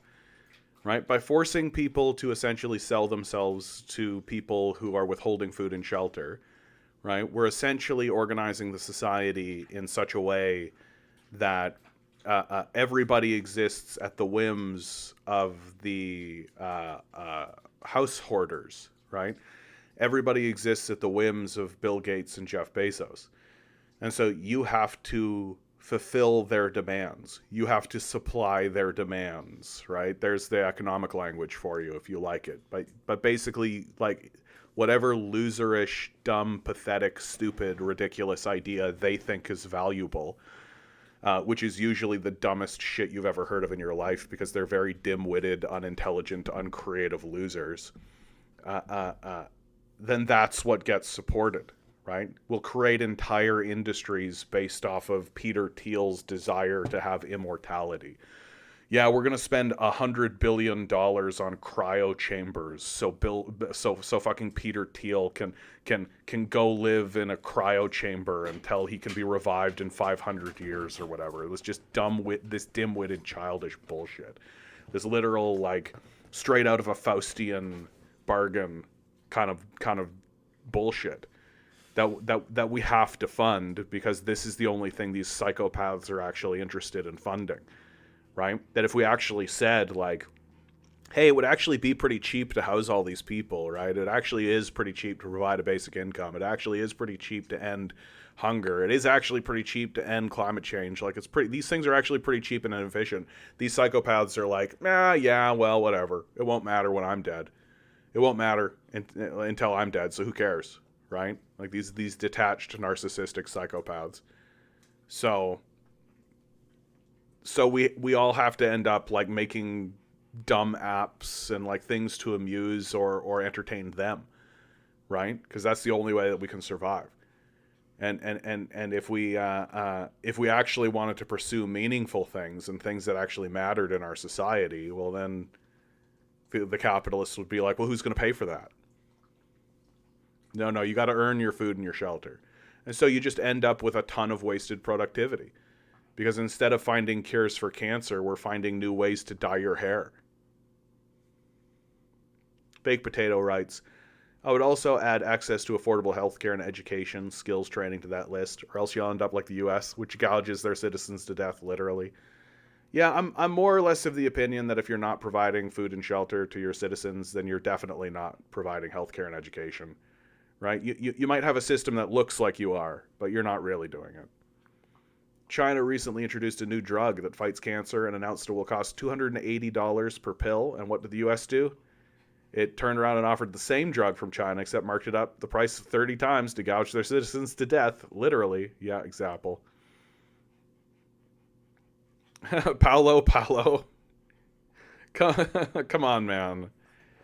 Like, come on, dude. Canada is a great example of a peaceful nation that is progressive and has good quality of life for everyone from all colors, and they never colonized anybody. I'm just going to let the chat deal with you, bud.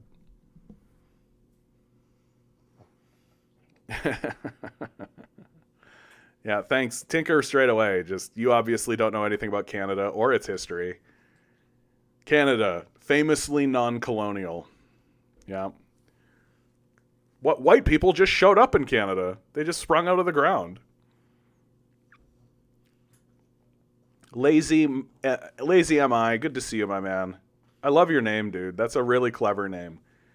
The way you've written it, it's the word lazy, and then the letter M, and then MY, my. So it's lazy MI. It's very, very subtle, but very clever. I've watched today a video of how business on blood in Ukraine is made, how elites profit from war, and how US NATO orders them to keep bloodbath for that. And it's depressing, because with their society of people who don't care for anyone but themselves, and with stupidity promoted on society as well, this war will keep on going for years. 0.2% US GDP to make such harm to ex-USSR, that's too profitable. Yeah, it's pretty it's the word that I would use is pathetic, right? Like, it's pathetic. It's like, it's demonic, obviously, and it's stupid to the highest possible degree. And, like, if there's any flicker of positivity in all of that, it's that the United States is no longer funding that war. It can no longer gain support for it, so it can't actually continue funding it. So once the funding dries up, once the I'm more or less of the opinion that the sooner Zelensky sits down and negotiates and brokers a peace treaty, the better it will be for Ukraine. But I also believe that Zelensky isn't really interested in what is good for Ukraine at this point. I think he might have been at the beginning, but now it's too far gone, and he's just sort of trying to find an exit strategy for himself. And I don't think sitting down at the table with Putin and negotiating a peace treaty is in the cards from his perspective, right? I think he's very much a guy with a Nazi gun in his back, and he's just being thrown to the wolves, more or less. So once the funding from the West dries up, because the West is now interested in funding other projects, right? Once that all dries up, and there's nobody else that's willing to put any more resources into it, it'll only be the private interests that remain, right? And the private interests sort of understand what's going on in Ukraine. That the private interests are not dumb about this. They understand that Ukraine is incredibly corrupt. They understand that this was always for them. This was always a way to carve up Ukraine and buy farmland and buy land and buy resources and assets, right? For private interests. The Ukraine has largely already been carved up, so there isn't anything for the West to fight for anymore, right? Like, Ukraine exists as like a national body technically, but it's not like Kiev is actually going to have authority over these multinational corporations. The multinationals are going to run the place, right? That's how it's actually going to go. And the multinationals are going to run this place. They're going to have foot soldiers, the Nazis. The Nazi foot soldiers will still be the thugs of the international corporations, which is usually the arrangement. And there's no benefit to the West or to these multinational corporations or to Zelensky to sit down at the table and negotiate or broker any kind of peace deal with Russia, because of the way the military situation has gone. Russia knows for a fact that it controls this territory. Like, it controls Crimea, it controls this territory. Ukraine is not getting it back. That's not happening, right? And it also looks like Russia doesn't really want to push in, right? It looks like Russia wants to have this territory, and this is the territory it wants, and that's kind of where it is. So the ball is really in Russia's court at this stage in the game. Like, if Russia wants to force a deal, it's going to have to take Kiev. Like, that's just the truth. Like, that as long as Russians and the kind of thing just remain in this territory, right, and they never come over here, then this can last forever. Like, it could be a 1,000-year thing where there's just this constant ongoing tension that exists. But it just becomes kind of understood that this line exists. Ukraine's here, Russia controls this territory. So Lazy writes, I doubt they'll drop funding. I mean, they've been saying they're going to. Like, literally all levels of the United States has been saying that they're going to stop funding. But Biden can no longer get funding. Yeah. Maybe milk EU to find it. Yeah, again, EU's not doing it. They've brought their people, Penny Pryker team, new defense minister of Ukraine, and so on.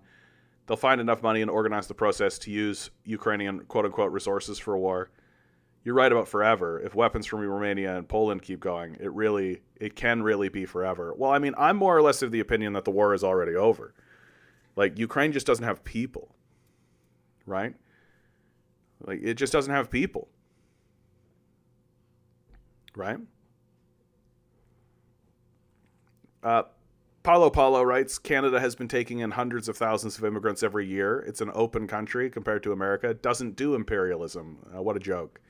Has good public systems. Canada is a vassal state to America. That every single war that America has done, Canada has involved itself in. Like, please stop pretending. Like, stop joking. Like, you're joking yourself. I don't quite understand why you want to do that. But the truth is that Canada is very much an imperialist state. It very much benefits from the American imperial system. That it is not the head of the snake, obviously, because it doesn't have the population base or the economic power to do that. But it is definitely a staunch ally of American imperialism. It has a long history of colonialism. It definitely, like, it controls major mines all throughout Africa.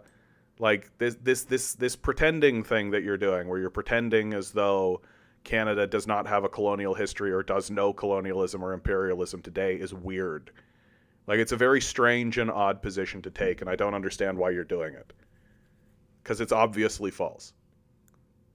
Like, and Canada brings in, like, the strategy of the West right now is to wreak havoc across the globe, right? Literal bombing campaigns in the Middle East now for like 40 years.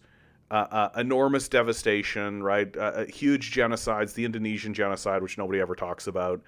Sanctions and causing huge problems all throughout South America, right?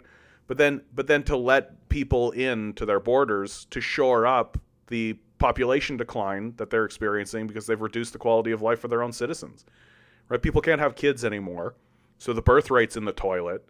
And so what are they doing? They're destroying countries, having those people flee, and where are they fleeing? To the imperial core, right? In order to shore up those numbers. And then you turn around and say this is actually not a policy of imperialism. It's obviously a policy of imperialism. It's a pro-imperial policy. Like, it's just that the white power structure doesn't feel threatened by these refugees, right? Like, and if they do feel threatened by the refugees at any point, they'll just whip up their Nazis and beat the shit out of these people. That's the way it goes. It's really... No, and this is true. Like, Canada is very close to America. They have to cooperate, but that doesn't wash their hands of it. That's not an excuse. And Canada is very much, in terms of its policy and very much in terms of its vision, an imperialist colonial power. Like, it's weird to say otherwise. It's a very strange position to take. Ashton, really good to see you, bud. I don't think I've seen you in a while. Good to see you, my man. De Roy is a monarchist nobility name. That's my family history. Canada did terrible things to the indigenous, things as early settlers. I'm here to cope with that fact. Yeah, Canada colonized people, for sure. Like, I just don't know how you can think that, like, we know all about the history of colonialism throughout the United States, but Canada just didn't do that. What are you talking about? Like, I'm from Manitoba. As early as the 1960s. In the 1960s, in Manitoba, so literally the same time as the Beatles are on tour through America, I Wanna Hold Your Hand, Elvis Presley on tour. Okay?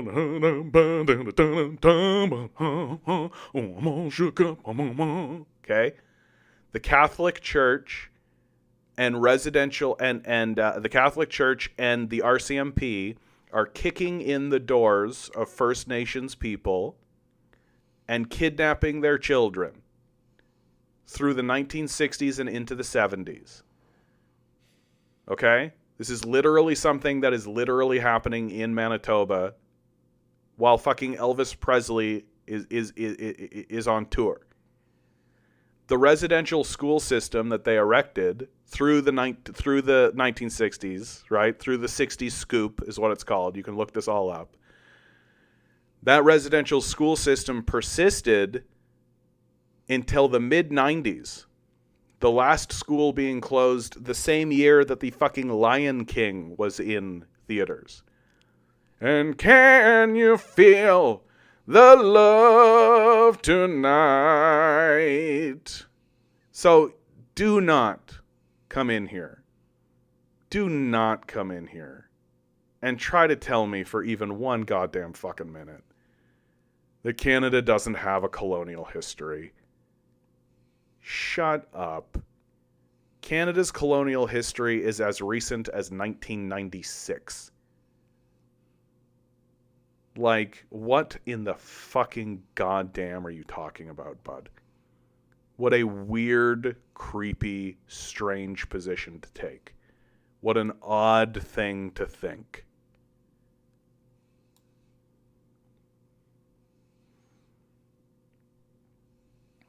Oof.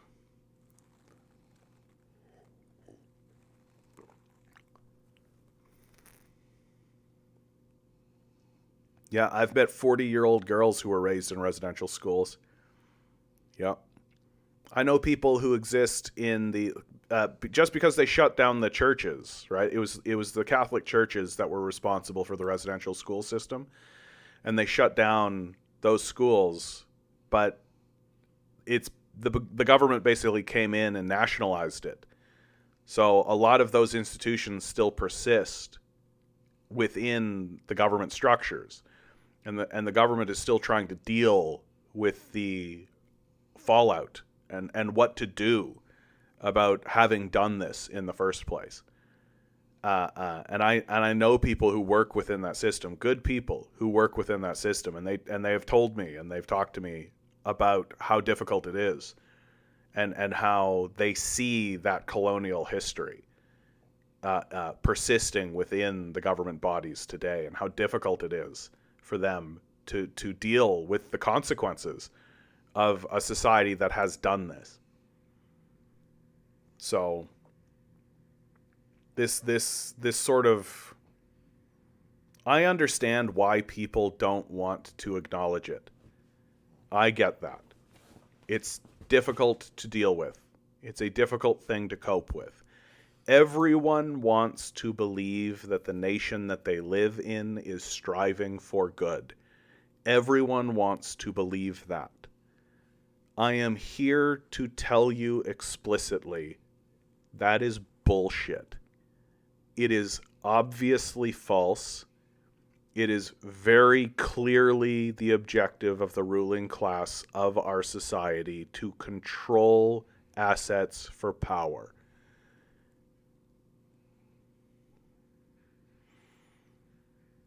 I mean, the comparison between America and Canada, is sort of, I get why people do it, but America is way more capitalist, has much more power and influence in other nations, huge business. Yeah, obviously all this is true, because America is also capitalist power. It has a fear of left policies. Yeah, all of that is true.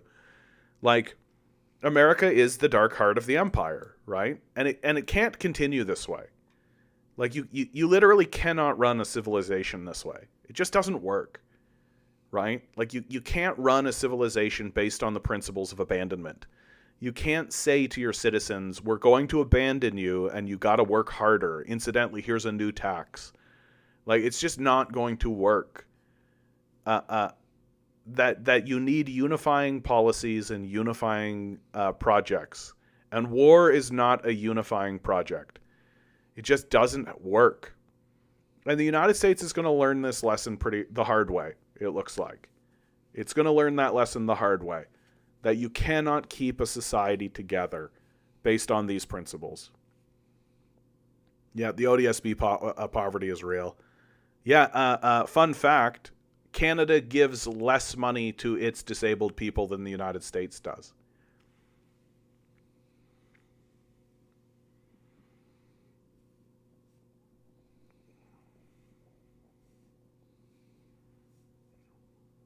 Benefiting from global chaos on all levels, from controlling trade routes, controlling top technologies to weapon sales.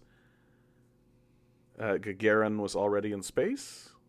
Well-being is a unifying factor. Yeah, I mean, that's true. That's why I think that out of a sense of desperation, they will eventually pass a basic income. That they'll do it out of desperation. Because they won't have any ideas left.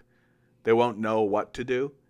That the civil unrest and the decay of the society will become so apparent and forceful that they'll be forced to try something. And I think the basic income will be what they try. Will that work? Yeah, the U.S. has 50,000 veterans that went to defend capitalism living in the streets. Yeah. But Canada doesn't occupy the position of liberal powerhouse. And is much more flexible and well-built welfare state with free education. I mean, up to grade 12, I suppose. And anything post-grade 12 is not free education. Canada actually has as many guns per capita as the United States. We just don't have the school shooting problem. Which is an interesting conversation, actually. There's actually a really interesting conversation to be had there. That why is it that the United States has this persistent school shooting and mass shooting problem? when other nations that have the same amount of proliferation of firearms are not experiencing that.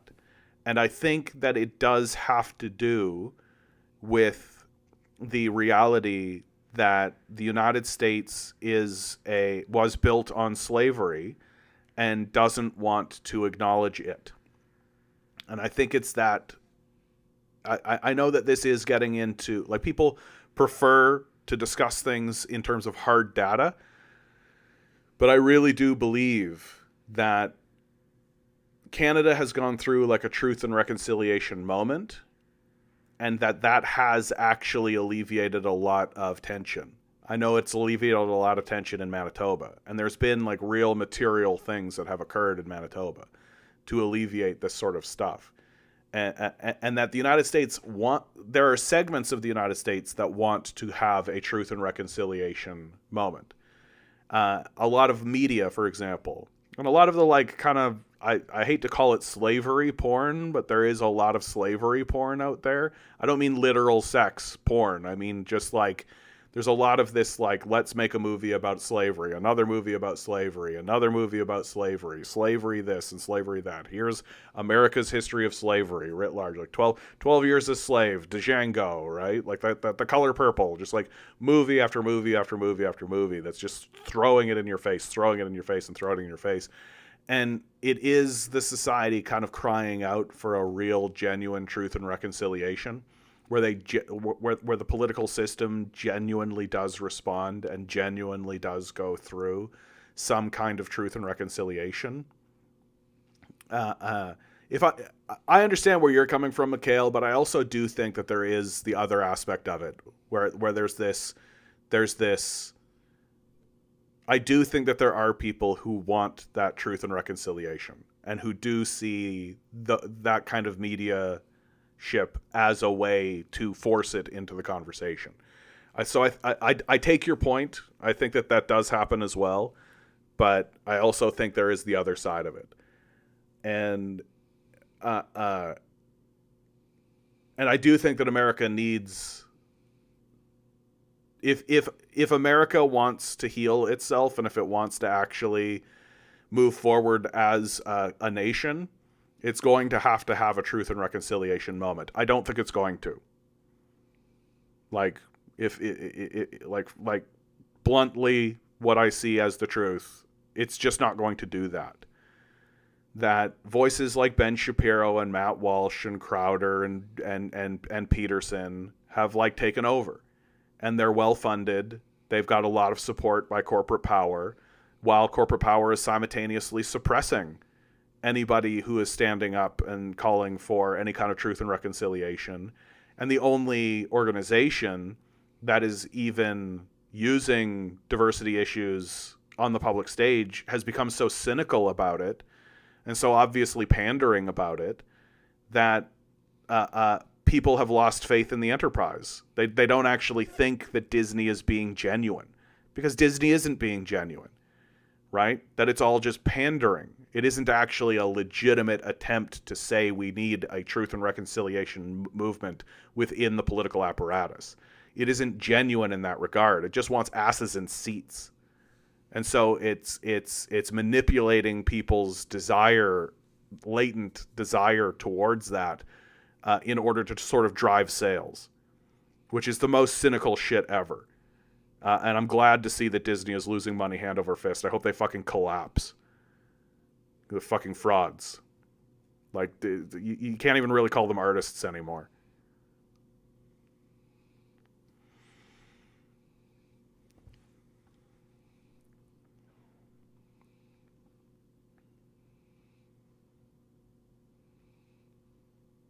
Yeah, create more unproductive jobs. I mean, just let people do what they want. People will be productive. I think the theory that capitalism will get to its worst is wrong, because it takes into consideration capitalism acting as its own without the welfare state. Because it's true, if it goes on, wealth will become more and more concentrated, increasing inequality, intensifying existing problems. Yeah, which is exactly what we're seeing. But the welfare state we have will only gradually give more and more benefits to the quality of life of people and tax gradually, so the inequality will be controlled and reinvested into people. Yeah, I mean, like, that's the theory, Paulo. Is the idea is that yeah, if wealth inequality happened and then we taxed the people at the very top and then redistributed that wealth downwards into some kind of welfare state, that's sort of a liberal theory, right? It doesn't work, obviously. And the reason why it doesn't work is because it requires an enormous amount of effort from the lower classes in order to keep those systems maintained, because the capitalists are the ones that own the political system. And the capitalists don't want to pay for that. They want their numbers to go up. They want line go up. That's what they want. They want to go to Jeffrey Epstein's pedophile island, right? They want to buy nations. They want to go to Kenya and own slaves in Kenya. That's what they want. They don't want welfare in their own society to be improved. Those people are lazy. They just need to get better jobs, right? Oh, disgusting. Oh, by the way, we're going to lay off a bunch of people. No. So any welfare system that exists because of the hard-fought effort by the people, and the people get exhausted, right? And so what happens is that the capitalists eventually defund these systems, right? Because they want that money for themselves. And people will always do this, Paulo. Switzerland. Okay. Do you know why Switzerland has its social welfare systems? Because in the World War II period, the threat of communist overthrow was real. Private enterprising, embarrassing. Just embarrassing, dude. Like if your solution is private enterprising, it's a failed project from the beginning. For the very simple reason that capitalists will monopolize the system and hoard money for themselves. Right? Like more private enterprise is not the solution. It's just not the solution. And the Sweden model and the Switzerland model, the only reason they have those models is because during the World War II period, communists were banging at their doors. And so the capitalists gave concessions. Well, now look what's happening in I believe it's Denmark. Denmark just elected a far-right leader. What do you think they're going to do? You think they're going to look at those social welfare systems and just be like, yeah, we're just going to leave those alone? No, they're going to start privatizing them, because that's how the system of capital actually works. We've got a guy named Bob Marley, number one. I appreciate it, bud. Hello, sir. Hello to you. Like, foster private enterprising. It's like saying the solution to all of our problems is to reinvest in the cause of those problems.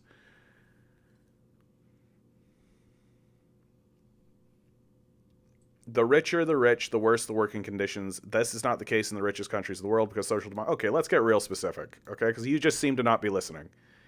These countries that you are talking about, Finland, Sweden, Norway, Denmark, first of all, these are colonial powers in and of themselves, right? They have colonies too.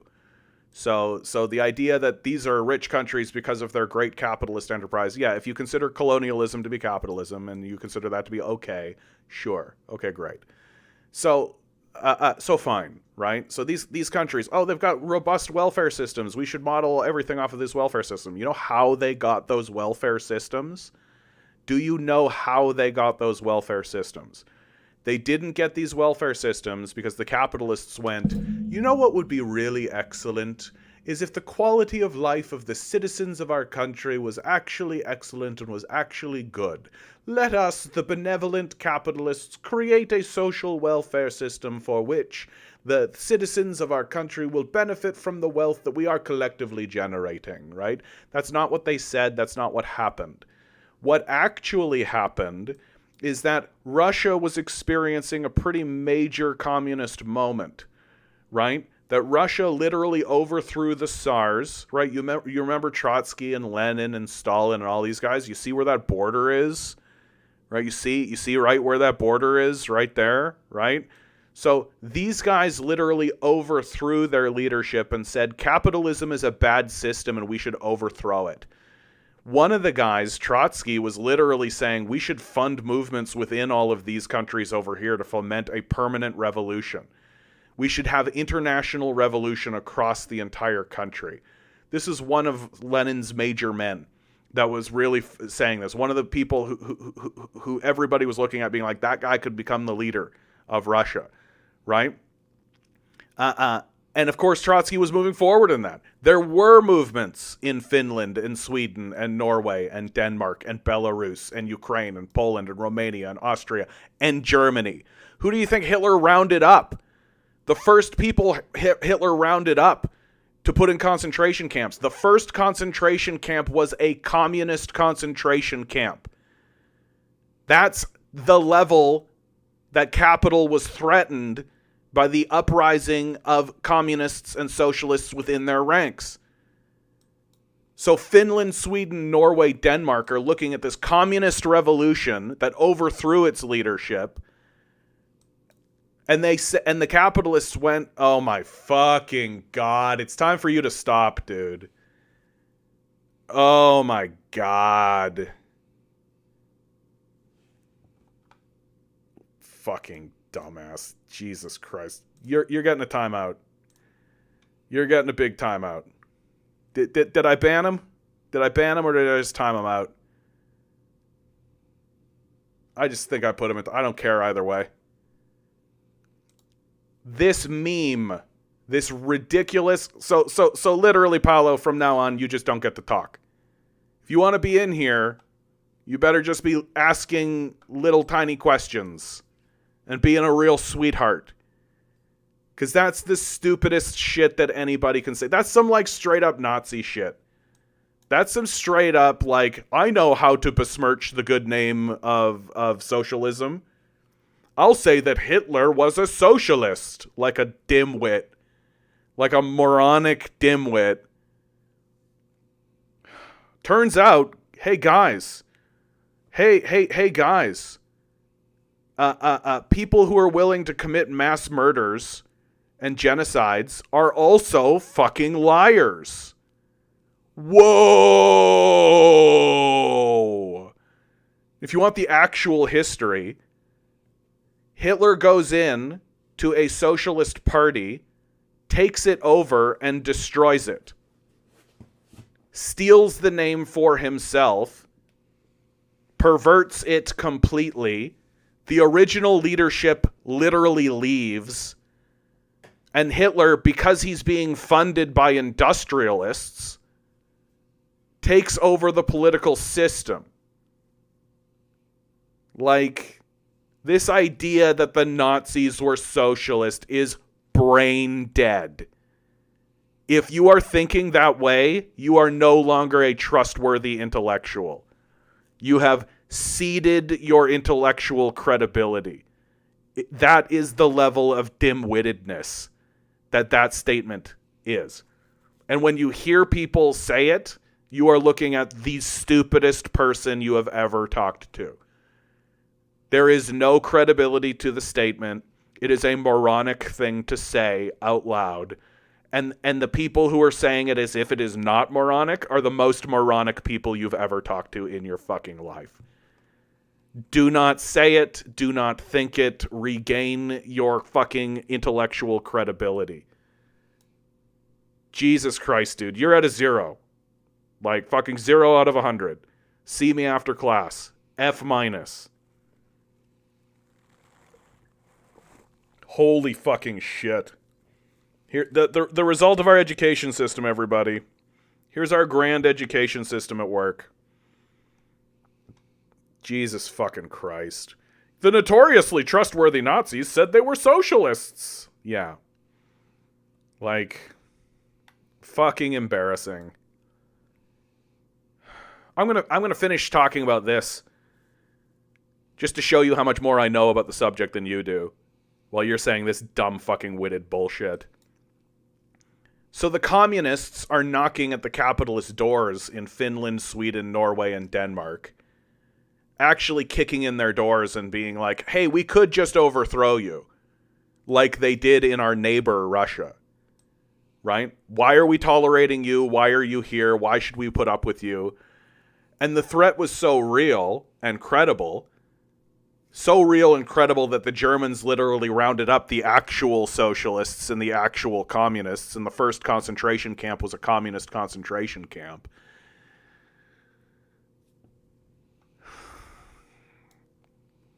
So the threat was so credible, but the power of the capitalists wasn't so that they could actually do what Hitler was doing. And so they had to find another strategy. And another strategy is a strategy of appeasement. Concessions. And so they give away incidentally, this is essentially what FDR did in the United States. FDR did exactly the same fucking thing. Why? Because there were people outside of his door calling for a revolution. And so they gave concessions. They kept the means of production for themselves, but they gave concessions. And now we've seen in the United States that there's a very clean, clear model for how to dismantle those concessions. A model that the Scandinavian countries are going to follow.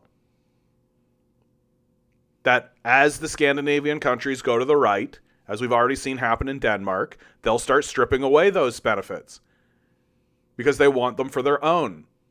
And they're not interested. While you fucking stand there and be like, Hitler was a socialist, I thought. Fuck off. Embarrassing. Stop listening to fucking Charlie Kirk. Stop listening to Shapiro. When they show up on your feed, keep fucking... No, you're too stupid. You're too stupid to talk to. Stop listening to Shapiro. Stop listening to Charlie Kirk. Stop listening to Peterson. When they come up on your feed, stop swiping. You're too stupid to debate.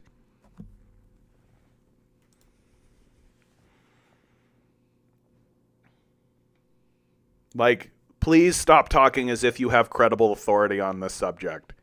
You're embarrassing. The Nazis were socialists, though. Duh! Embarrassing.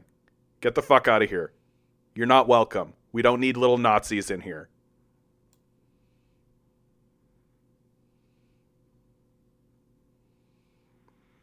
Anti-communism must be communism since it has the word communism in it. Yeah, Germany would have been a tank if it had actually been socialist. History would have gone so differently. Baby oil is made of babies. Perfect. Good to see you, Zian. Good to see you. Lenin lived in Switzerland. This is from Lazy MI. Back in the days, it was a relatively cheap place, cheaper than Vienna. And then Switzerland played the role, the Nazi laundromat, and later refused to return stolen money and golden teeth. Not saying that Switzerland is somehow exceptionally bad, but their well-being isn't based on capitalism. Not to mention, they also have seriously bad attitude to those who move to them. Germany had the first Soviet state, Bavarian Soviet Republic. I don't know if it was the first Soviet state. Like, that seems wrong. Just I think the first Soviet state was probably like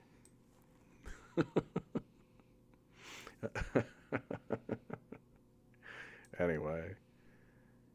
It's the fucking like it's the confidence, you know? It's the confidence that they come in here with this like overwhelmingly stupid shit. That is so stupid. And it's so obvious that this guy just said the stupidest thing that a person can say and made himself look like a total fool. And then his response is, let's take a look, everybody. Name 5 countries that Finland colonized. Duh! Like I'm a fucking trivia bot. Fuck you, you dim-witted moron. Like, what a loser.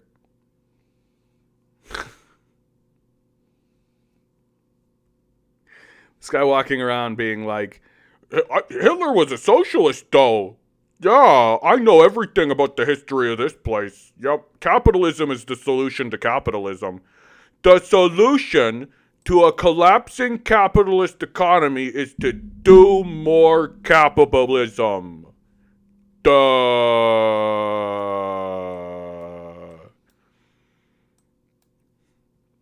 Admit it. Hamas is a terrorist organization. Look, I think that the entire rest of the world, right? Who recognizes Hamas as a terrorist organization? It's always the same map, right? The international world community says, yeah, Hamas is a terrorist organization. The entire rest of the world, the vast majority of the population of the world is like, yeah, Hamas is not a terrorist organization.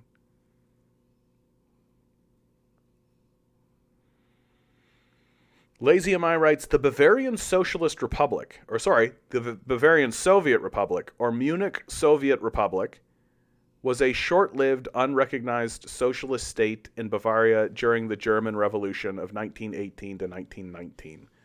Not some grand event, but that's a serious sign. Yeah, like, I was not aware of this particular event, but, like, the communist and socialist movements within Germany were credible.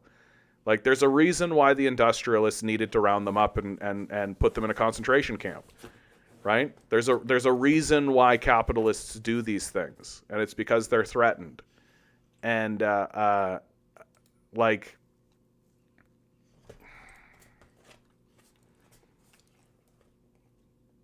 I'm sorry, my brain is still just like, there are actually people who literally still, like, they think that this... They think that this Hitler was a socialist line is like a dunk. It's amazing to see, isn't it? Like, it's amazing to see the, like, lack of awareness, just straight up. What's the most effective way for a person to tell you that they're the stupidest person you've ever met? Right?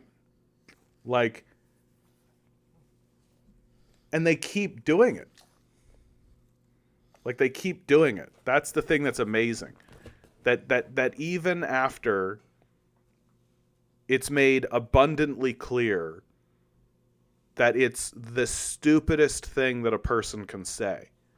Like, I really struggle to think of anything that's actually stupider. Because, like, the reason why it's so exceptionally stupid is that even, like, capitalists are like, no, bro. Like, this is so obviously like a far-right Nazi talking point.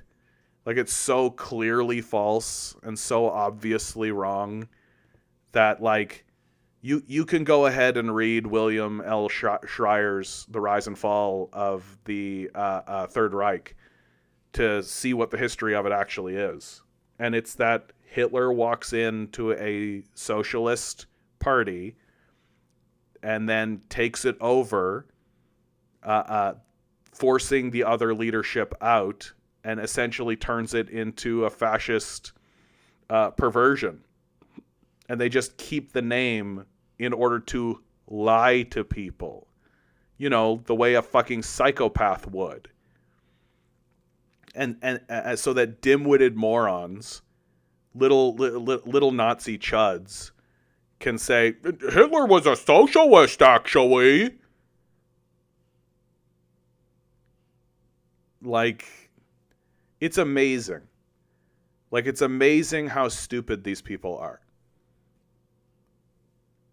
And being so stupid while acting like they're smart.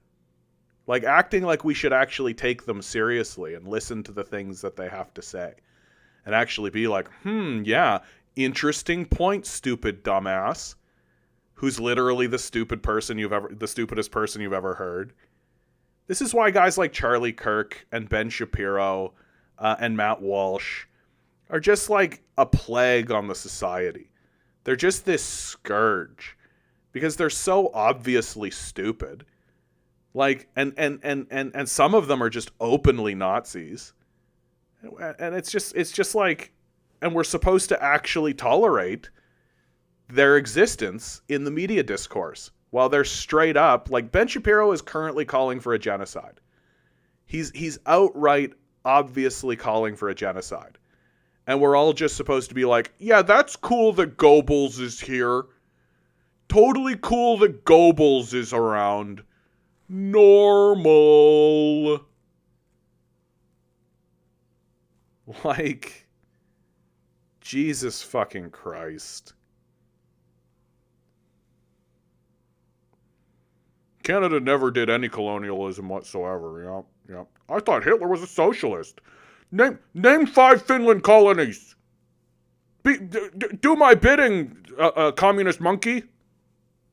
Fucking loser. Jesus fucking Christ. Like, what's so frustrating about that, too, is that it took that guy a long time to really reveal that he was a Nazi, right? It takes... Usually Nazis can't really help themselves, right? Usually Nazis are just like, in about 3 statements, you really realize really fast this guy's just a Nazi, right? But this guy was actually like, sounded more like a liberal. And I guess it just affirms, like, scratch a liberal and a fascist bleeds, right? Like, it just sort of affirms that the reality that we've always kind of been into. That the liberals will bend the knee to the fascists, and there won't really be a distinction between the liberals and the fascist. Yeah, covert Nazis are libertarians. Yeah, exactly. Yeah, that they've just sort of rebranded themselves, right? That they're just like, no, I'm not a Nazi, I'm a libertarian. That's different. I believe in everything the Nazis believed in. But I'm different. I think the solution to all our problems is to create an ethno-state and sell everybody to capitalists. I am a normal, serious person. Yeah, the German Workers' Party was never a socialist party. It was founded by ultranationalists and anti-Semites from overwhelming petty bourgeoisie background who were heavily influenced by the writings. By the writings! Like, Finland was not a colonial power because it was surrounded by colonial powers, is not an own or a win. And my favorite is that it was like 5.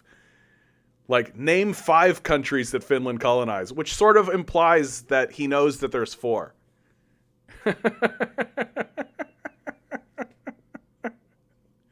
But there isn't 5. But there isn't 5.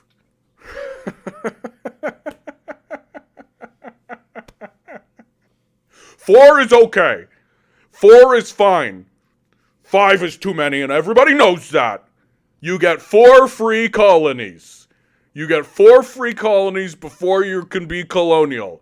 But after 4, then you're colonial.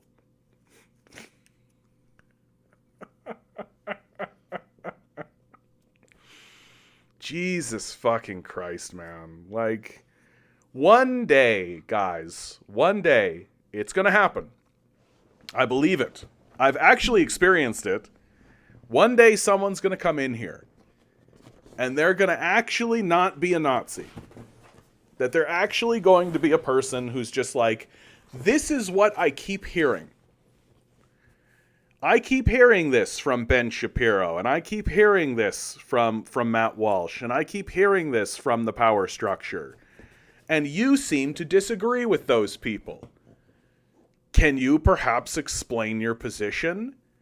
Because I have not completely bought into this idea. And I will go, oh yes, very good, here's my position. And they will go, huh.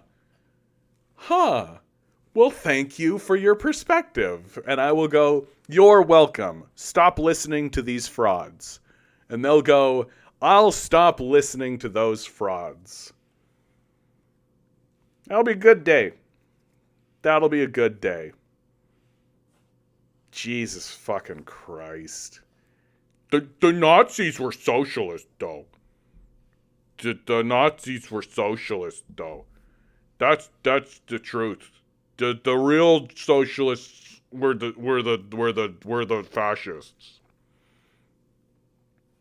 And what pisses me off about that the most, actually, is that it's so obvious that there is a concerted effort within the sort of Nazi heart inside of the Dark Empire in order to try to create a within the mind of the populace, within the zeitgeist, they're trying to create this idea that the Nazis and the communists had parity, that they were just as bad as one another, that everything we know about Nazism, they just want to try to transfer over to communism, and have people demonize communists in the same way that we demonize demons.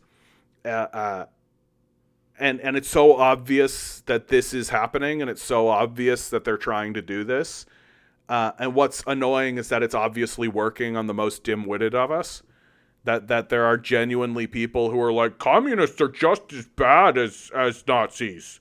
They did just it, like the Holodomor. Yeah.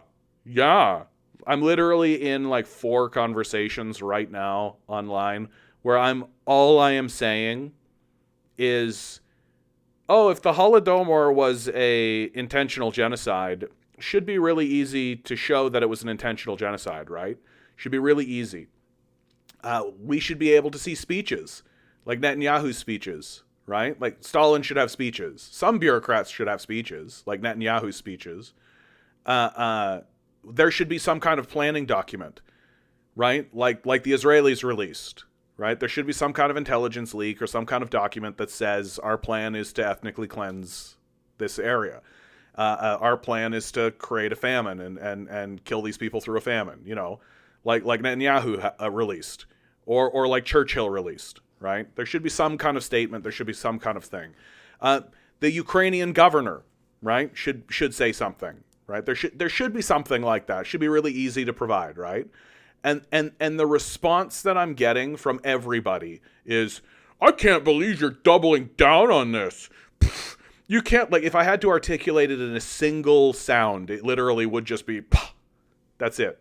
That's all. Just, and it's like, but for real, like, just out of academic curiosity, like, let's say that I'm not just saying this is total bullshit. Like, let's just say, okay, yeah, great, it was an intentional famine. Can you show me the evidence that says it's an intentional famine? I'd really love to see it, right? And you just saying it doesn't really cut it for me. Just saying out loud, it was an intentional famine, we say. Okay, great. So where's the speeches? Where's the organizational documents?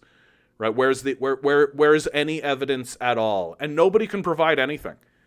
Literally nobody can provide anything. And the only time anybody does provide anything, it's literally like, go read this book that's been widely discredited by academics. You literally read the criticism of the book and it says things like, full of fabrication and myth. Lies so desperate that it's unbelievable they even make it to print. And you're just like, that's nice. That's nice. But the Nazis were socialist. That's true. Like, our society and our empire deserves to collapse. And I'm not even sad about it. Like, I'm not going to sit here and be like, "Oh no. Oh no, everyone, I can't believe that it's happening. The horrible and desperate day has occurred. I gleamed into the future and looked forward and thought in my darkest moments, could it possibly be that the United States of America will one day no longer be? Oh no, this day has come." Like, that's not how it's going to be for me.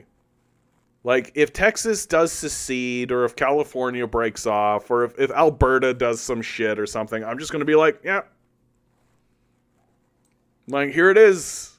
The society that deserves to collapse is collapsing. Hitler was a socialist. Like, just the stupidest, most dumbassest of the dumbasses are going to take power, and they're going to be the dumbest dumbasses that have ever been dumbasses. And the entire thing is just going to fall apart because they're too stupid. They're too stupid to keep the project going. Like I understand why you would want people, as a capitalist, I understand why your inclination would be to try to convince people that communism is bad, try to convince people that it's not a good system, right? That the system we have is a superior model. But what we're doing now is we're actually teaching propaganda to children in the school system, at least here in Ontario, and that's going to spread. And you see that with PragerU all throughout the United States. And it's being put into place by people who probably know that it's bullshit, right? They probably know that it's bullshit propaganda. And that their theory is, we'll propagandize our children with this stuff so that when they grow up, they'll have a built-in bias against communism. But the problem is that what you're doing is you're teaching your kids stupid shit and making them stupid. Like that's the problem with what your theory is all about. Like, the whole point of education is to make intelligent people. That's the whole point. Is to put people on a path towards some kind of enlightenment. Is to put people on the path of actually understanding more about the world that they live in so that they can navigate it in a better way. And what you're doing by infusing that whole system with all of this garbage nonsense is keeping people stupid. Like, and it is going to have major negative consequences for you. It's going to have major negative consequences. And this is what we're talking about when we're talking about truth and reconciliation across America. That the only way that the power structure can actually attempt to maintain its power is by keeping the population so stupid that it thinks that what's happening is human nature or fucking normal.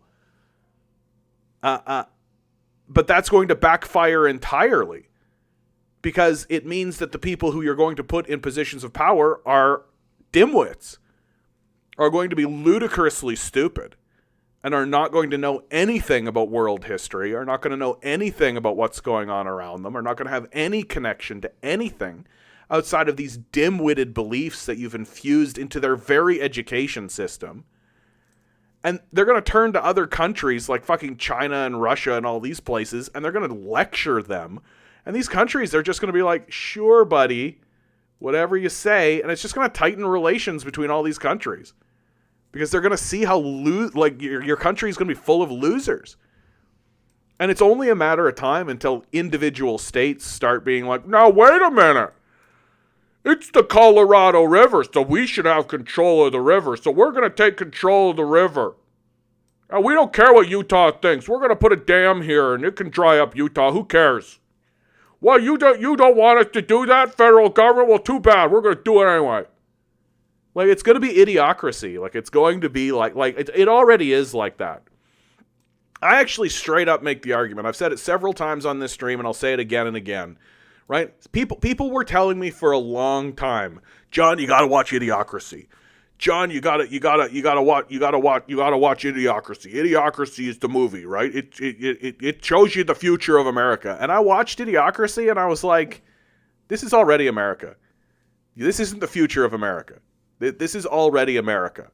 In fact, I make the argument that the president, what was his name? Macho, like Nacho, like Camacho or something like this, played by Terry Crews, the great and brilliant Terry Crews. He was supposed to be like the dumb president of the dumb people. And he came in, he was like a WWE wrestler, right? And had all the kind of stuff and all this. But he, as a president, was actually smarter than any president in my lifetime.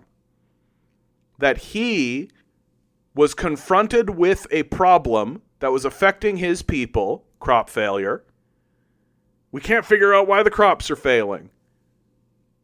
He sought out and found somebody who he believed could solve the problem. You're a super smart guy.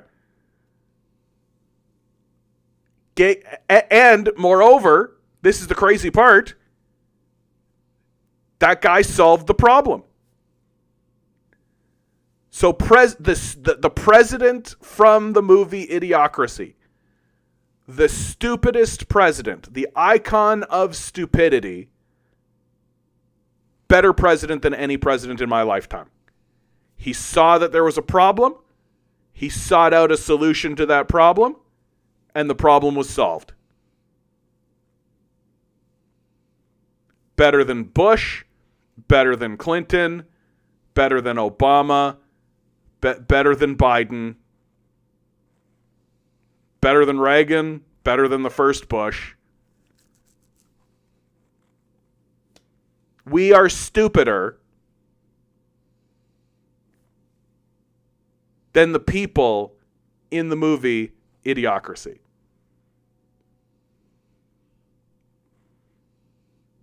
We deserve everything that's happening to us. We deserve every single little tiny thing that's going to occur. We absolutely deserve the water levels coming up. We absolutely deserve having Jeff Bezos as our fucking landlord. We deserve it. We completely deserve this climate change catastrophe. We completely deserve all of it. We're gonna watch the coast just go underwater, and when it happens, I'm not gonna be like, oh, I'm just gonna be like, yep, only been calling that for my entire life. When New York becomes a fucking ruin, when the subway system is no longer usable, and there's gonna be article after article about how like, oh, the New York subway system is in catastrophe, I'm gonna be like, yup, what else is new? Like, only been calling that for my entire life, since I was literally a baby, since the first moment that I knew about climate change that was real. It's just like, oh, climate change. Yeah, so that's going to cause problems along the coast. It's going to be a big problem. We should do something about it. No, we're not doing anything about it. Oh, good, we are doing something about it. Oh, it was a fraudulent lie. It was a grift put on by the fossil fuel industry. Well played, fossil fuel industry. Haha, we should definitely send you guys to the Hague. Like, we should definitely incarcerate these people. Right? Without a doubt. No, we're not interested in incarcerating the obvious criminals, the people who are murdering millions of people, trillions and trillions of dollars of infrastructure damage at least. No, nothing. Oh, in fact, they're telling us to get real. Oh, interesting. Yeah, okay, cool. Like, fuck this place. Like, this is like a Rick and Morty parody planet. Like, they're just coming down, like, literally, like, Rick and Morty show up, and there are people who are literally melting the ice upon which their foundation is.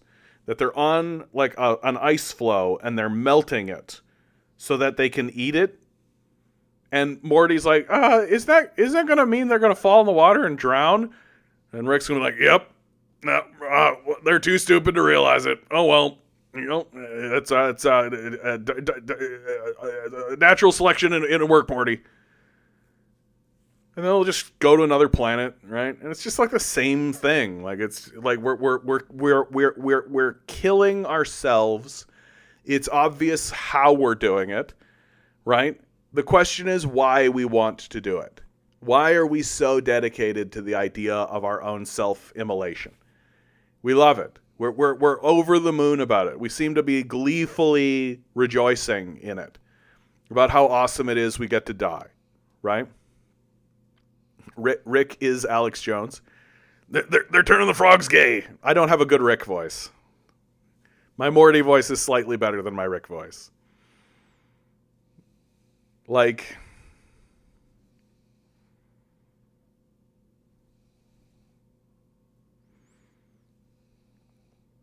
I just can't live in a state of grief for these entities anymore. The entity that is Canada. The entity that is the United States. Like, they don't exist in the first place. They only exist as abstract concepts within our mind, within our collective zeitgeist. I'm more or less of the opinion that we would be better off without them. That we would be better off like breaking up into independent nations, right? Each one of these states should just become its own independent nation. We should begin doing diplomacy with our neighbors, right? This whole federated body of Canada and the United States, like it doesn't seem to be serving any purpose to anyone except maintaining this like terrorist regime. So if it wants to fall apart, I'm definitely here for it. Well, we've reached the end of this one, you guys. Always remember, each and every one of you is a quantum being walking around in quantum energy. These billionaires are spending hundreds of billions of dollars in the hopes you'll never realize it. You'll just stay the good little commodity they need you to be. Rebel. Revolt. Repent. Good luck. We're going to need it.